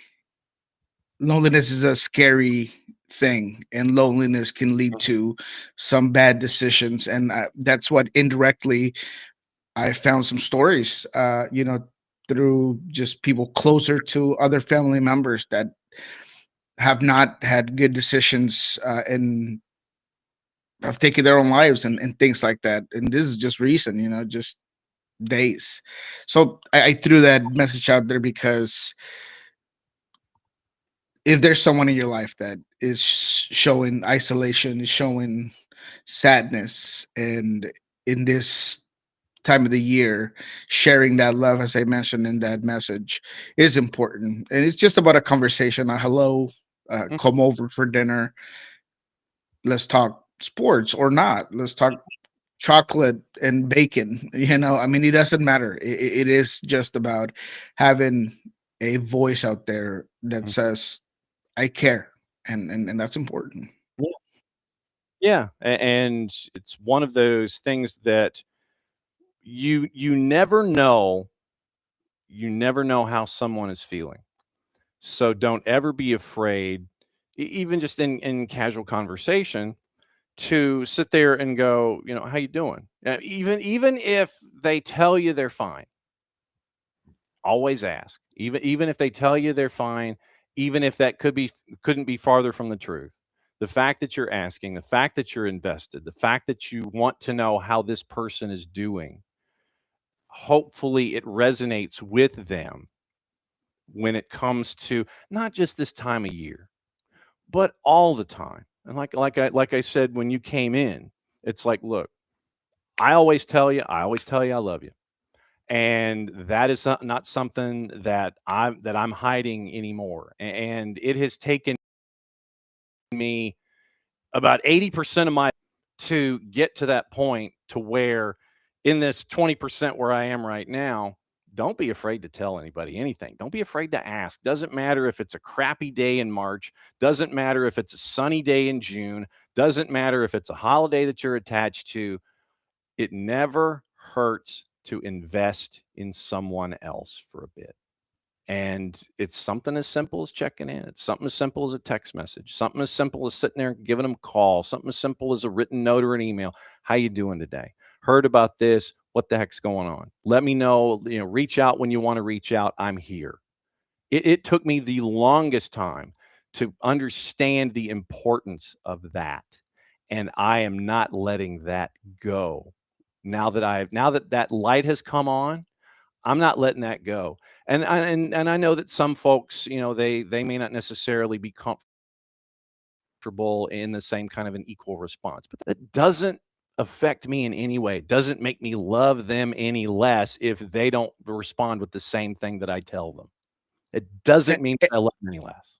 And friendship's a beautiful thing, man. Friendship is something that doesn't need, like you and I both, man. I love you, and we've never really met each other. We've never had a drink face to face, but all you need when it comes to friendship is a conversation, and it is having a relationship, or you could start a relationship, and it's always, my DMs are always open. I've said that consistently, and there's been 2 times, in the span of my career doing this, of someone reaching out and saying, look, hey, I'm having a tough time.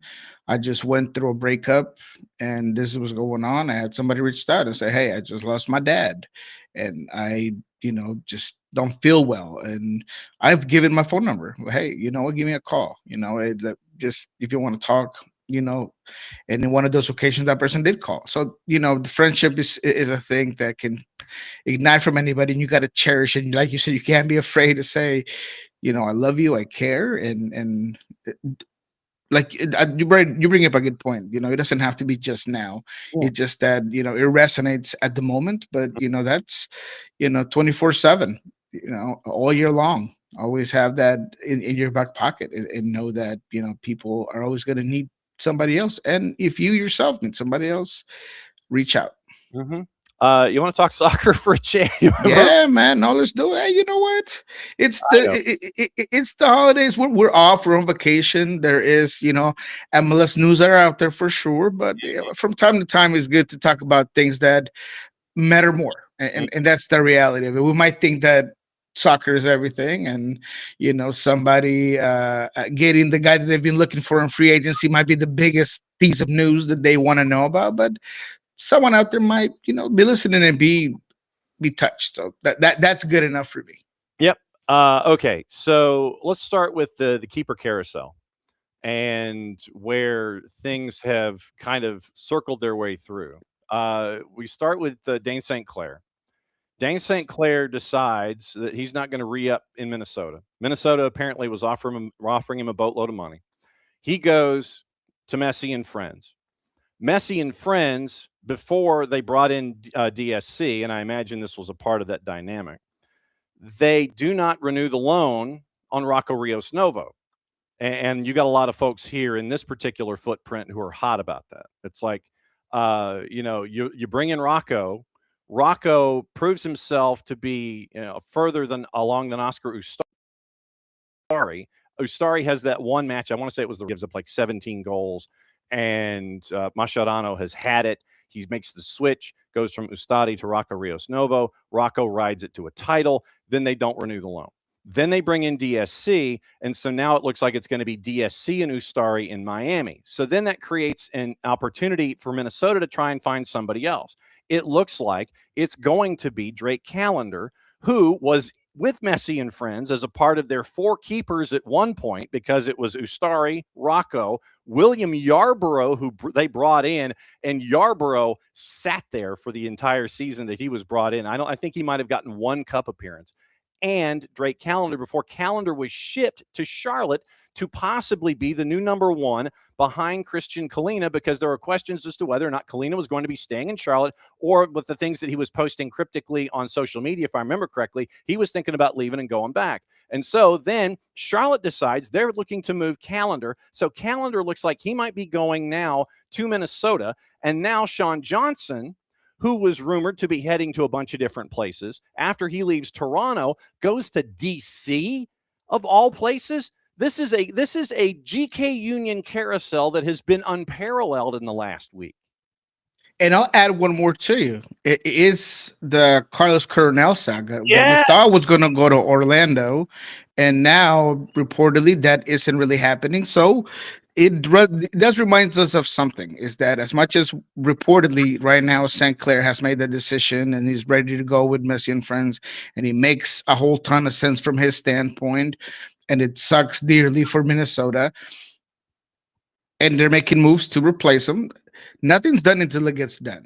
And so, passing on $1 million, might seem easy for us just reading the story, but when you're counting there your bills and you're staking out your wallet, things might differ. But if everything stays as is, the Dane St. Clair move to Inter Miami puts them at the top of the food chain, if you will. I mean, they simply get their guy, they get the best available goalkeeper, and it just moves on from there. I thought the Callender move was a savvy one. I think that we forget at times how maybe Callender might not be a guy that was flashy, but he was very effective at one point, and he was a good goalkeeper, and he's a great shot stopper. And yes, he struggled at times getting out of the back and things like that, but when you look at free agency, I'd rather have a guy like Callender than even a guy like Sean Johnson. No disrespect to Sean, although, DC, I feel like it is a good spot for him, and goalkeepers, you got to treat him differently. Those miles go different, so his age might not be as much of a factor as when it comes to other positions. And look, he was good. Sean Johnson is maybe not the guy that was in New York City FC, but he's still a guy that has the veteran presence, that has a great frame, that to me demands and commands respect as soon as he gets into a locker room. And he is a hard-nosed type of goalkeeper. So when it comes to this carousel, although you might see Inter Miami as the top winner and as the team that maybe is the rich getting richer, and they end up beating everybody to that, phenomenal get of St. Clair.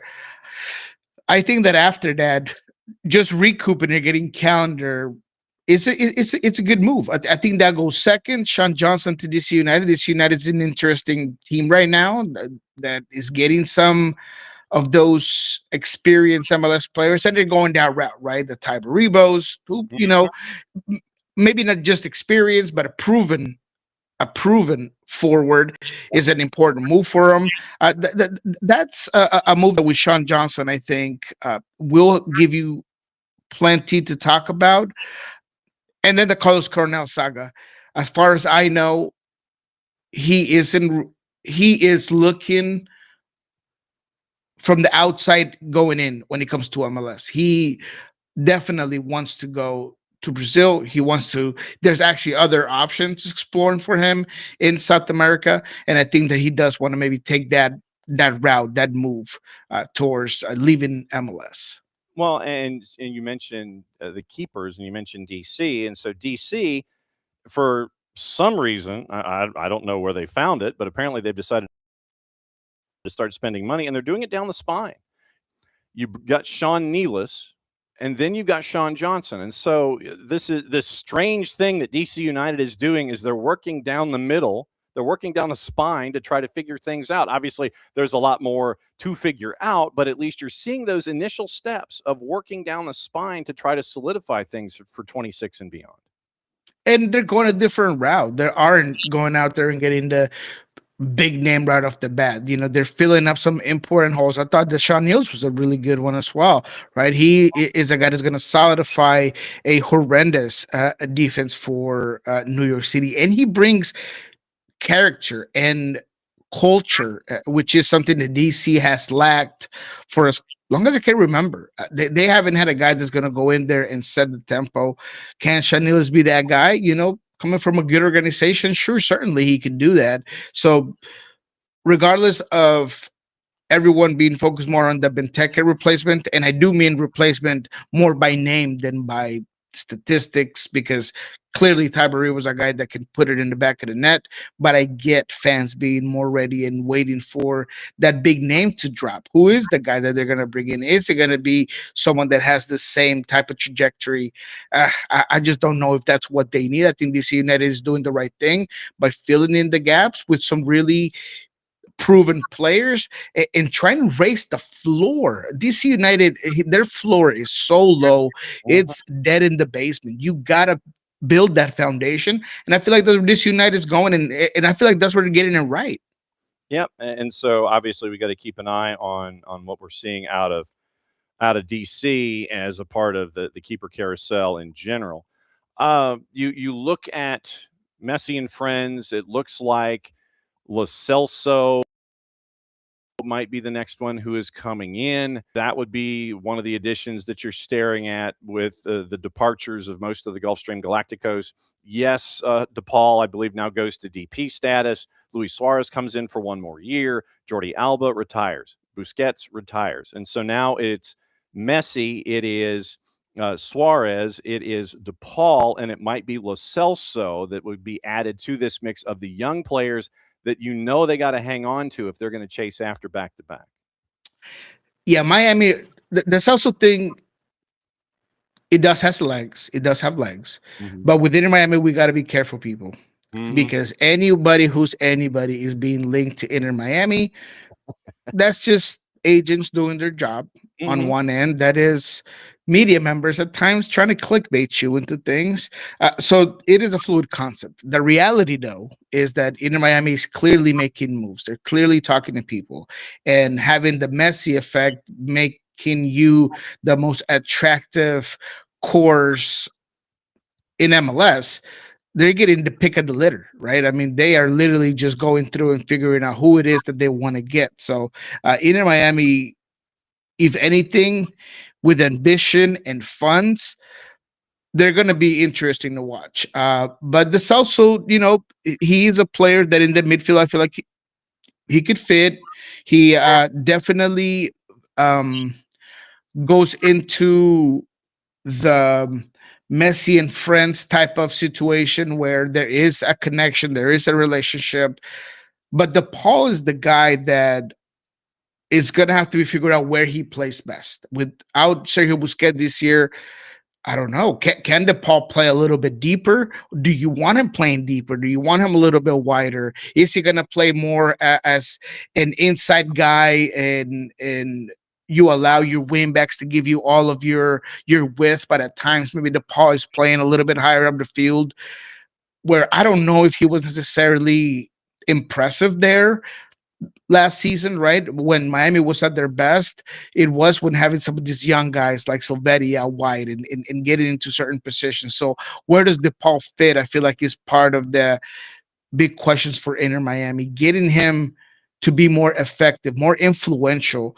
So aside of all these moves coming in, and I'm not huge on touching every single rumor because, again, that comes from a ton of different places. When there's something more solidified, we can talk about it. But regardless of every single one of these rumors that are tapping in and you're starting to see, to me, the younger players is where they're really going. I feel like that's where Javier Mascherano is going to want to make his stamp with Inter Miami, is getting some of these younger guys, getting this team younger in all ways and senses, right? Regardless of them getting Luis Suarez back or not, he's clearly not going to be a guy that they're going to be leaning on for 30 games in 2026, or at least starting any of those 30 games. Maybe he does come in 30 games, but he is coming in the second half. He's giving you different things. But to me, Inter Miami's biggest objective is just getting that roster to be younger.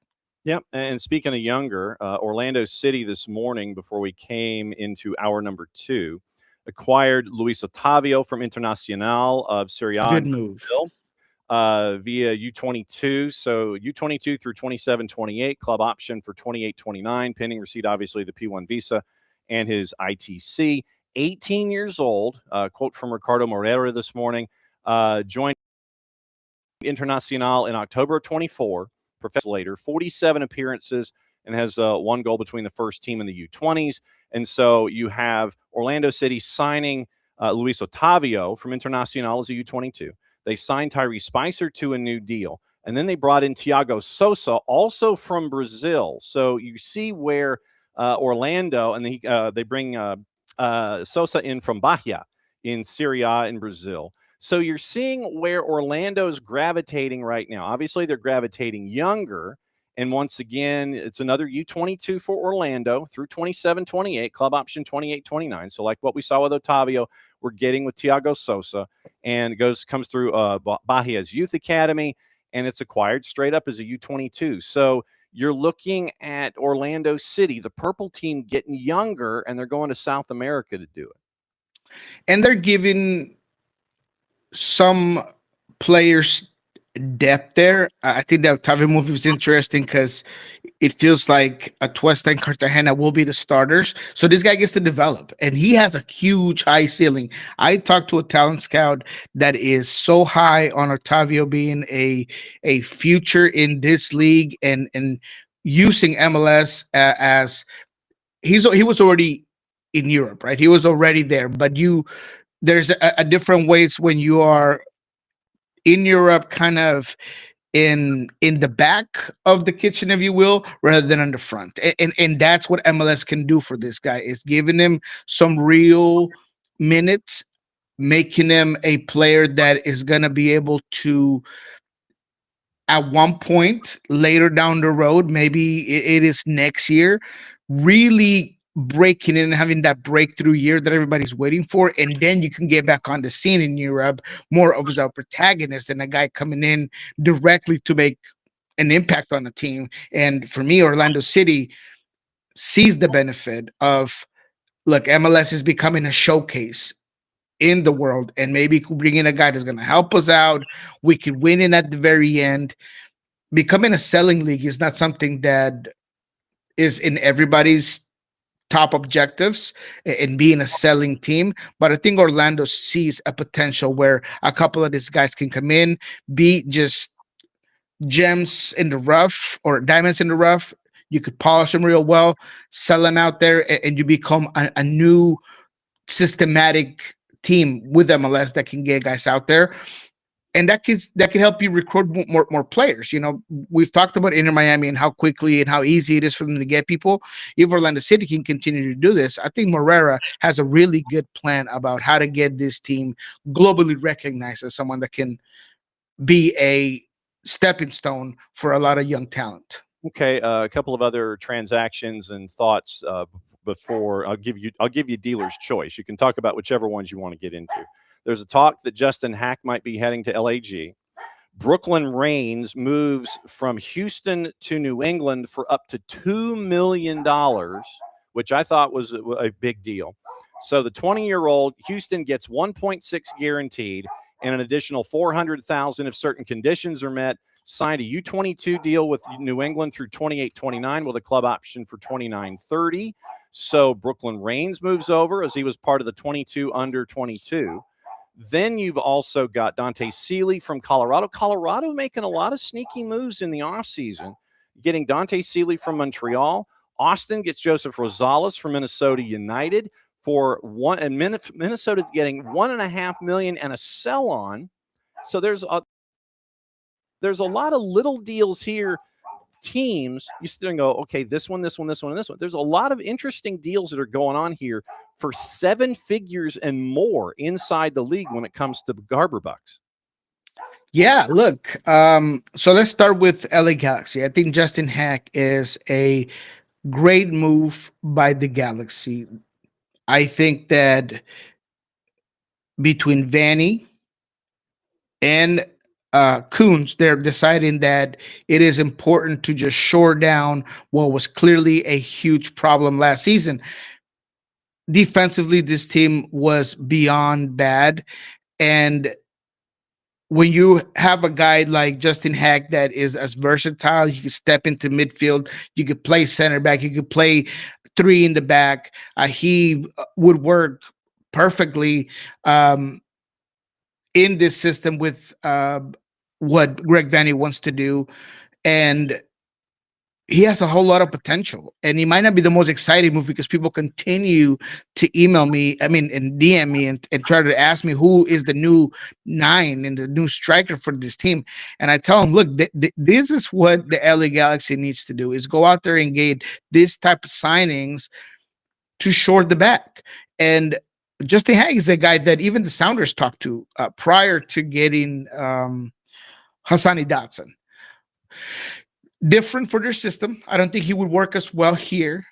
The Sounders, as much as they built out of the back with three, they play very simply on the 4-2-3-1. And even when they don't, and there is variations to that formation, I don't think Justin necessarily fits in here. But the Sounders are a team that rate him very high. And I think that him going to the LA Galaxy does give him that opportunity to get in there and be a guy that's going to change the way that Vanny's system works from the back moving to the front. And he is going to be a guy that's going to help distribute. He's going to guy that's going to help tremendously on set pieces, both offensively and defensively. So I just think that is a phenomenal move. I expect a lot more from the LA Galaxy, at least with not maybe the huge move people are waiting for. There is a 9 that they're looking at, and I don't know if it's going to be what everyone expects, but between him and others that they're probably looking at, I don't think I have all the names. They are gonna get, and they're gonna figure that one out. But Austin, to me, has been the most. It's not the most active, and it's not the one that you consider as them winning as of right now, the off season. Yeah. But sometimes addition by subtraction can be a great tool for a team to get better. And I feel like they dig that. The fact that they were able to offload a DP spot, to say, look, we're going to cut loose a couple of $1 million here. We're going to take a hit, but we're going to get some money back. And now we're going to open a DP spot. We can do what Bukhari can do and have a guy like Jaden Nelson come in and give us the speed, the transition moments, some of the creativity, and we're getting it on a much lower number. And now we can go ahead and play around, whether it is getting another striker, trying to figure out whether that is something that we want to do. Maybe there's a deal for Brandon Vasquez that we don't know about, and maybe they can move on from there. But I feel like Austin FC is doing a great job at assessing what they have, getting rid of the dead weight, and making changes immediately. The Joseph Rosales move that you mentioned, to me, is underrated. Cash by transfer using a resource that not a lot of MLS teams have the capability to use. But man, 25-year-old Honduran international, can play the midfield, can play the fullback position. He could play wingback. Clearly defensively sound. Man, I just feel like he's a great get. He's a guy that's going to be able to come in and help and give a lot of freedom to a guy like Austin Wolf. He is clearly taking over that maybe that Cascante role as well.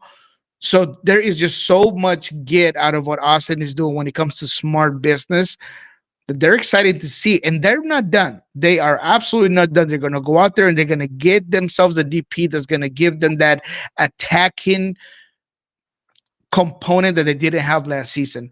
Austin Wolf is just one guy, and although he had a breakthrough season, he looked lonely. He looked like he was doing everything on his own. So getting another guy that's gonna be a difference maker, that's not gonna be as unidimensional and as easy to defend as Bukhari was at times, because he had some great stuff going for him, but he seemed like he was just speed, get me into space, and that's about it. This Austin team getting a guy that could also play in those inside channels is going to be a huge get for this team. So for me, I'm really looking heavily at what Austin's going to be doing this season because they seem to be just doing smart business. And you mentioned that this is a straight cash homie deal. This is not like the Reigns deal where it's Garber bucks. And this is a deal. This is the intra franchise deal league, the intra league deal where you can sit there and open up the wallet and cut a check and not have it apply to Garber bucks. The Rosales deal is $1.5 million straight up cash and the sell on percentage. So Minnesota's getting a little money. Lord knows what they're going to do with it. They may just buy more buses and park them in a garage someplace, and that's about it. Or maybe get more quarter zip pullovers for Eric Ramsey and more white T-shirts. But I mean, this is a straight cash deal. And you mentioned Jaden Nelson. You've got Joseph Rosales there. And the fact that they did get rid of Bukhari, all three of these things, if you look at them in a line, I think it's solid business. The fact that Bukhari came in underwhelmed. I mean, it was well below what you were anticipating from him. I mean, at one point, I think own goal was the second leading scorer in Austin at one point, and this was just as Brandon Vasquez had gotten injured. And so you were getting nothing from the other DP. The fact that you can move Bukhari, you move him on, you bring in Jaden Nelson, you bring in Joseph Rosales, very, very sneaky stuff. And I agree with you there about what Austin is able to do with the one out. Yeah, you take a hit, but you bring in these two. Are there any other deals in the last week that have stood out? Any other stuff that you're hearing around the water cooler? Any other things that we need to keep an ear out for? Anything else going on? There is something I'm working on, and it's for Atlanta. I'm hoping that it comes out. I'm hoping that it goes the right way. It's very early on, so that's why I'm not. But I am working on something. It's going to be interesting. I think that for Atlanta United, it is going to be about addition by subtraction, and I've been on the Marchik leaving since last season when I talked about the Pedro de la Vega possibility, and that obviously you needed to move on from one of your DPs. And Martinchuk, as much as he is a guy that ended up being a little more effective at the end of the day, I do feel like the front office sees him as a guy that they want to move away from. And if they could move away from him and bring in a couple of guys that are very interested in coming to Atlanta, I feel like those are going to be game changers for Atlanta United. So we'll wait to see where that goes. But I'm excited about a couple of the names that I'm hearing that could be possibilities for Atlanta United. But you do need to move on from one of your DPs. It's not going to be as easy as just bringing them on. But Atlanta has a huge debt to the fan base. And Chris Henderson, again, I would trust him with my team any day of the week. We know that Gart Lagerwey, for bigger reasons, would not be continuing with Atlanta. But I have all the faith in the world in Chris Henderson. He has the knowledge, the experience, the charisma, the connections, the networking. And I know that Atlanta fans probably are like, Niko, you talk very nicely of some people that haven't necessarily been as great.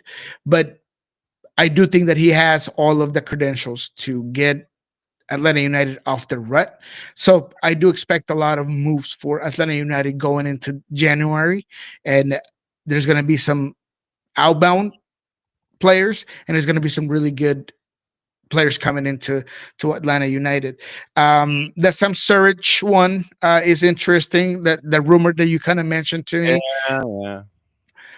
Because as much as I do know that there's interest for Sam, I also know that Nashville is not necessarily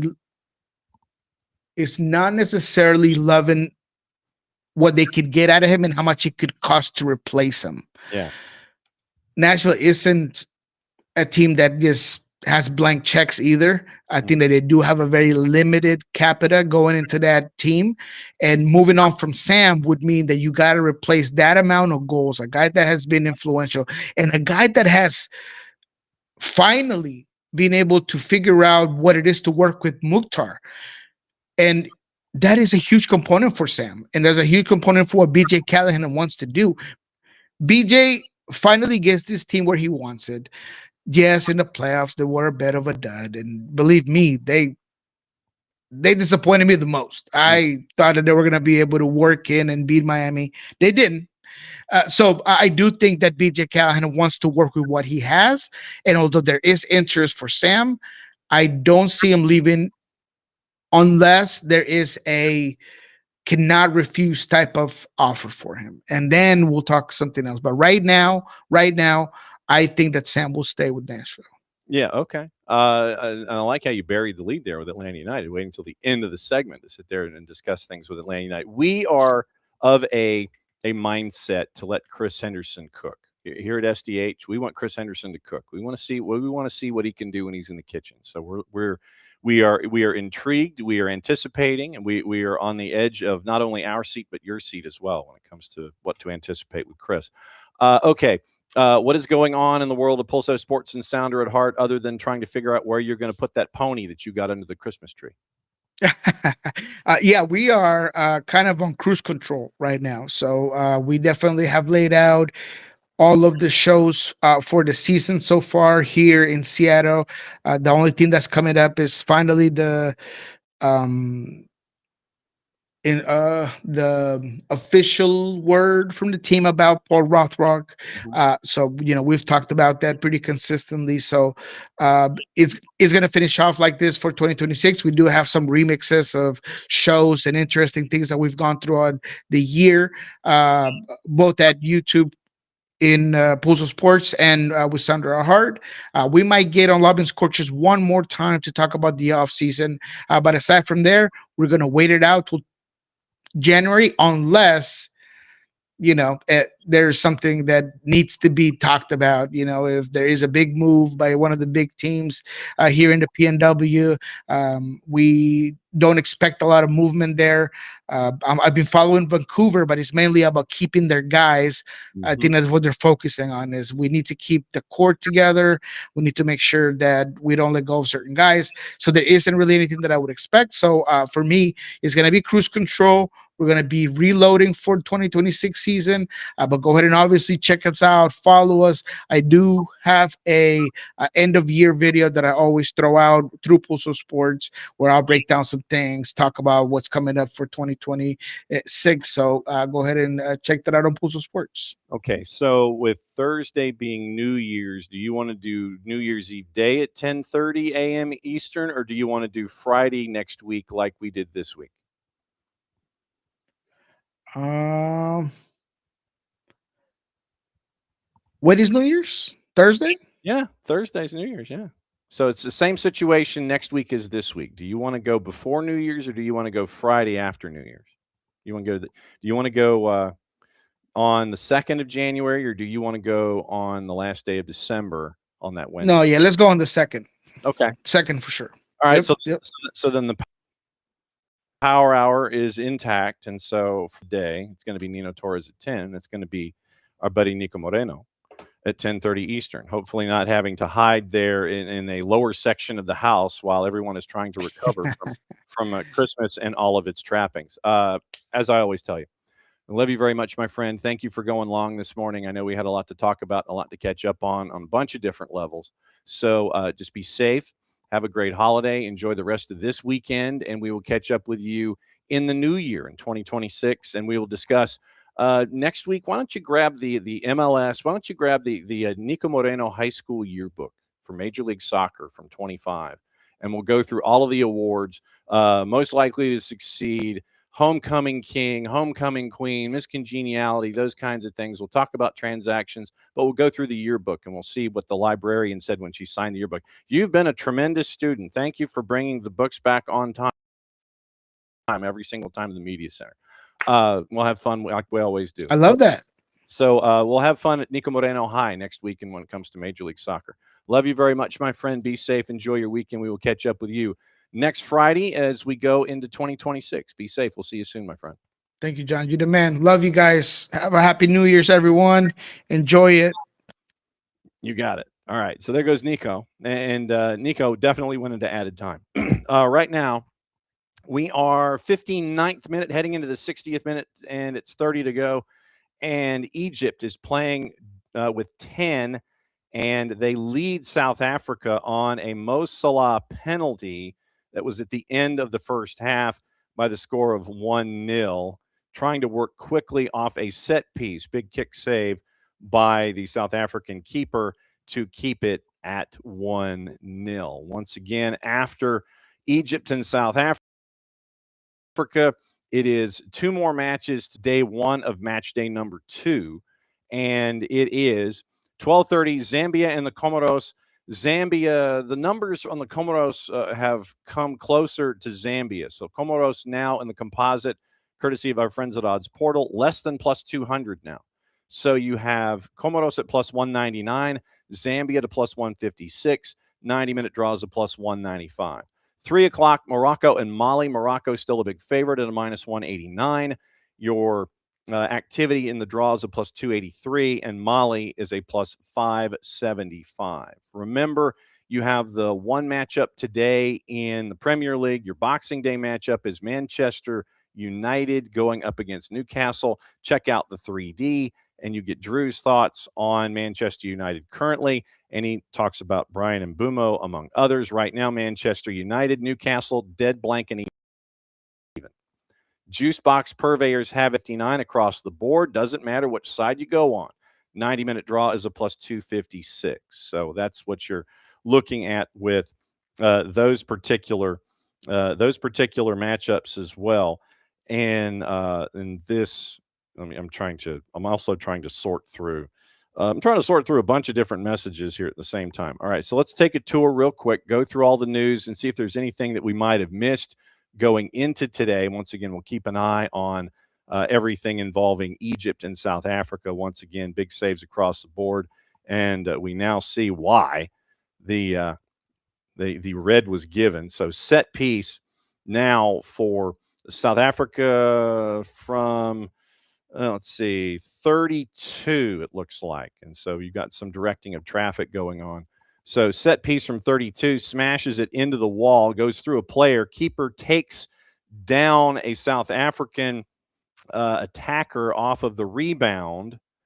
And Apollos for South Africa, who Jason really likes, was active in the play once again. So literally just a set play and offside from the very beginning. So the flag was up, and the other activity did not matter. AR with the flag up, and it was also man in the middle with the flag up. So still 1-0 offside, no penalty call or anything like that. It looks like they might be reviewing it, but it should be just straight up offside. And 63rd minute, Egypt, 10-man Egypt is leading South Africa by the score of 1-0. And for some reason, they seem to be going over that particular play and seeing if, in fact, there is anything to review. There shouldn't be anything to review. It should be straight up offside, and then nothing happens after that. But it has gone to VAR, and the angle is there. It is offside. It literally, you are right on the edge of the 18 with the one camera angle, and it's offside. And it also looks like the South African player kind of made a meal of the contact with the keeper. And so it was waved off, and it is once again goal kick. Late 63rd minute, Egypt playing with 10, leading South Africa by the score of 1-0. Let's take a tour and let you know what else is going on before we get out of here. And I know that we've gone long because there kind of was a lot of stuff that we got into this morning on a bunch of different fronts. So, all right. So let's check Coventry lead Borough right now. Once again, you can catch all of the action in the EFL Championship on Paramount Plus. It's going to be a big day for the EFL Championship, League One and League Two, and you can catch all that once again on Paramount Plus for most of the day. So let's take a peek at the papers and let you know what's going on. Let's see. So we're going to avoid the 3 and the 4-letter paper. Andre Onana from one of the 4-letter offshoots has indicated he'd be happy to join Trabzonspor permanently when the season-long loan ends. Crystal Palace likely to rival West Ham in signing Jurgen Strand-Larsen from Wolves in January. So he is a want-away forward, and now it makes a little bit more sense as to, according to the Telegraph, why the Wolves would be chasing after Sam Surridge. So we'll keep an eye on that. Barcelona have cooled their interest in Mark Gahey after learning his wage demands. Marcus Rashford keen to stay at Barcelona beyond this season. Bayern Munich closely monitoring Cardiff City teenager Dylan Lawler. Spurs target Ryan has reportedly cut ties with his agent ahead of the January transfer window. All of those are according to Sport and TalkSport. Juve planning to use Jonathan David in a swap deal for Sandro Tonali, according to Gazzetta. And even though Tonali wants to, from all indications, Tonali has wanted to stay to reward Newcastle for their not giving up on him after all of the charges and the suspension that he had.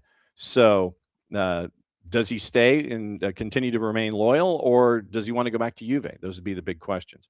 Toby Oluwayemi from Celtic, attracting interest from clubs in England and Europe. That's kind of nebulous. No real surprise. So, hey, there's a keeper who's got interest. Sure. All right. Then so be it. So you got that. The club is in limbo, according to Eddie Howe, with unresolved stadium plans when he was asked about it. According to Sky, he admitted the club's in limbo once again. The Saudi-backed owner is currently assessing their options over whether to redevelop St. James or move to a new site, as they want revenue, while behind the scenes, a training base vastly improved remains inferior to those of their competitors. Eddie Howe was asked about how the club can go forward. Quote, fundamentally looking at the club with a broader view, you look at the training ground and stadium, that part of the club is in limbo at the moment. In terms of which direction the club is going to take, it would be a big step forward to get clarity on that and to take everything into the future in a really positive way. Would be a game-changing effect on everything. He's also mentioning the academy in that discussion as well. So Johan Vissa has promised there's more to come from him after his injuries have kind of kept him in one place, and that is not playing on Tyneside. So there's all of those discussions as well. So let's see. Rodri is much better, according to Pep Guardiola, as he's stepping up his recovery. So keep an eye on that as well when it comes to players and availability and all that kind of stuff when it comes to the Premier League. See if I'm missing anything else with activity going on. Once again, it was 1-1. Patrick Agimong with the game-tying goal. Birmingham only gets a point. Derby County gets a point. Ipswich promotion push gets a draw with Millwall, so that doesn't help them out a bit. Oliver Glasner gives a Jean-Philippe Mateta surgery update in his press conference, and coping well with doesn't require surgery with his knee issue, coping well with the run of games coming up. It was reported Mateta may require surgery for a knee issue, been playing through with recent weeks, with Danny Munoz out until the new year with a similar issue. Oliver Glasner was asked about it, as Mateta is regularly subbed in the second half of matches. And Glasner said, if we just play the players without any issue, I will play Mateta against Spurs. Definitely. I think we played 28 games in 5 months, and the internationals even more. So Oscar Bob, if he's allowed to leave in the January transfer window, according to TalkSport. So we'll keep an eye on that as well. All right, let's tour the papers. We looked at the Guardian really quickly, so let's see if there's any other news before we get out of here. I guess on a supersized Friday show, 68th minute, and it is still 1-0 as we go. So how about thetimes.co.uk? Is it there? There it is. Okay. So I was trying to remember the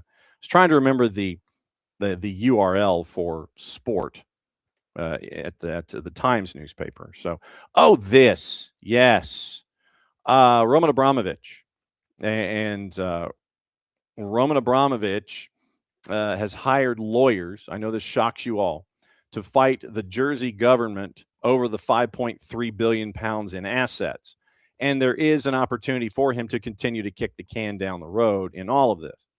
So Martin Ziegler, and once again, when we mention the Times and we mention Martin Ziegler, there are things that you don't want. And having a byline where you are attached to Martin Ziegler is never a big, is never something big that you want. So now Roman Abramovich has hired, according to Martin Ziegler, some of the world's top lawyers to represent him in his court battle in Jersey, once again with the 5.3 billion pounds in play. Representatives of Abramovich say that 1.4 billion of the 2.35 received from the sale of Chelsea cannot be released to the charitable foundation until an investigation and legal action are dropped by the Jersey government. As reported last week, once again, Abramovich is going to disregard demands by Prime Minister of Great Britain, Sir Keir Starmer, to release all the money from the Chelsea sale before March 17 to go to the foundation.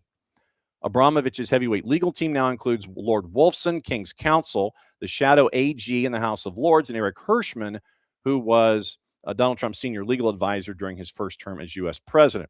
4 other KCs are a part of the legal team: Howard Sharp, Maya Lester, Richard Lissack, and Andrew Stafford. Abramovich has won an order for the Jersey government to pay some of his court costs and is set to apply for about £2.5 million. Should the UK government follow through on their threat to take Abramovich to court over the Chelsea dollars, it could face a similarly strong legal team. The 2.35 billion pound proceeds plus 150 million pounds of interest has been frozen in the bank account of Ford Stam Limited since 2022. Latest company accounts show that 1.137 billion pounds of that is owed to Camberley International Investments Limited, a Jersey-registered company also owned by Abramovich. So he owes himself 1.429 billion pounds. Proceeds of sale, after allowing for other balance sheet items, would be gifted to a charitable foundation. Stephen Dowdy, Foreign Office Minister of State overseeing the case, has insisted the government's confident of their legal position, including in relation to the Jersey court action. And so the Times has seen a copy of the letter the island's director of high-value residency, Kevin Lamazny, wrote back in 2017. Pleasure to see you again. Next time you're in Jersey, perhaps we can meet for lunch, among other things. So Abramovich has succeeded in a legal challenge to force Jersey ministers and other senior figures to produce private messages, emails, and data related to him. And the government in Jersey and Abramovich's reps have traded statements where, once again, categorically reject all allegations of conspiracy. And this is from the government of Jersey. Misfeasance in public office or bad faith, claims entirely without foundation, will be addressed through the appropriate legal channels. So this looks like Roman Abramovich owes money to Roman Abramovich. He's got fancy lawyers to keep Jersey from chasing after said dollars. And even if they even were to win the court case, the idea by Roman Abramovich is that it would probably only be in the neighborhood of 900 million that would make its way to whatever, as Abramovich continues to kick the can down the road. So you got that to look at also. The Romero ban for Spurs could be extended over the aggressive treatment of referees in this case. So we'll keep an eye on that and see if it does in fact get expanded. So now let's go to the Independent, see if there's anything that we missed there. And let's see, independent.co.uk. Soccer. We go to soccer and we'll see if there's anything there. Let's see. Carabao Cup semi. We talked about the injury. Ademola Lookman gets Nigerian AFCON win after a scare from Tanzania. And it looks like we might be okay when it comes to activity off of the reporters in the Independent. I think we're okay there. Bunny Shaw scored 4. Manchester City maintained their WSL advantage. So that has happened recently as well. And then I think, as I sit here and scan quickly, I think we're good there when it comes to the Independent. So I'm going to call it there. I mean, it is almost 11:30, so almost 11:35. So we have been at it for quite a while. Once again, thanks for coming by, as you always do. And we'll be back at it again on Monday. And we will once again lay out everything that is attached to all of the instances that we talk about here, whether it's the Premier League. We'll get Abe Gordon back from vacation. Should be Bart Keeler once again talking Yanks abroad, cards and calls, all of that stuff. And we'll get you ready once again. This week's broadcast schedule the same as next week. Shows Monday, Tuesday, Wednesday, no show Thursday because of New Year's. And we'll be back on Friday. And the Power Hour will be back on Friday outside of their traditional slot of Thursdays from 10 to 11:05. So that is it. All right. Thanks for dropping by, as you always do. Safe traveling for those of you who are watching from the road. Thanks again, Abby, for being a great conversation this morning, and thanks to Hutch for being for jumping in as well as a part of everything. Yes, Paramount has a Golasso show for ESL Championship. That's excellent. Very, very cool. But yes, we did have some interesting talks from Niko Moreno, kind of buried the lead as he was discussing Atlanta United and Chris Henderson. He mentioned specifically Alexei Miranchuk. So we'll find out if there's anything that's attached to those conversations, and keep an eye out for social media. Keep an eye out on stations, as we'll be back 9:05 a.m. on Monday, provided we can actually see through the fog that is here in Middle Alabama. So for everybody here, hopefully you had a fantastic Christmas holiday. Hopefully you will have a fantastic weekend if you, in fact, did celebrate both of those. We all celebrate the weekend. I don't know if we've celebrated the Christmas holiday yet. But once again, thanks for dropping by, as you always do, as I try and sign off for the third time. 1-0, Egypt 15 to go, and plus any added time. They're down to 10. South Africa's throwing everything at them, but they haven't gotten the equalizer yet. So for everybody here at SDH AM, thanks for dropping by, as you always do, which means it is the end of the week. And, of course, that means that we end the week only in one way. It's this way. Mucho Platiel played safe. We'll catch up with you again on Monday. Keep an eye out for all of our content on the weekend, and we'll see you beginning of next week. Last week of 2025, heading into 2026. Mucho Platiel played safe. Love you. We'll see you soon. The war was on. The keys on the typewriter had sharp points that kept sticking into our fingers. The dictating equipment started asking us questions, and our beepers sent electric shocks just through our body like a cattle prod. Out in the warehouse, the trucks kept banging into the docks, not even thinking about stopping. Oh, our frail bodies were strapped to the chairs, and our chairs were chained to the desks. Our pleas for justice were ignored, and the end seemed near. But we busted our slave drivers' little bitty balls. We've charged out of their brick fortress. The streets are ours. Be gone.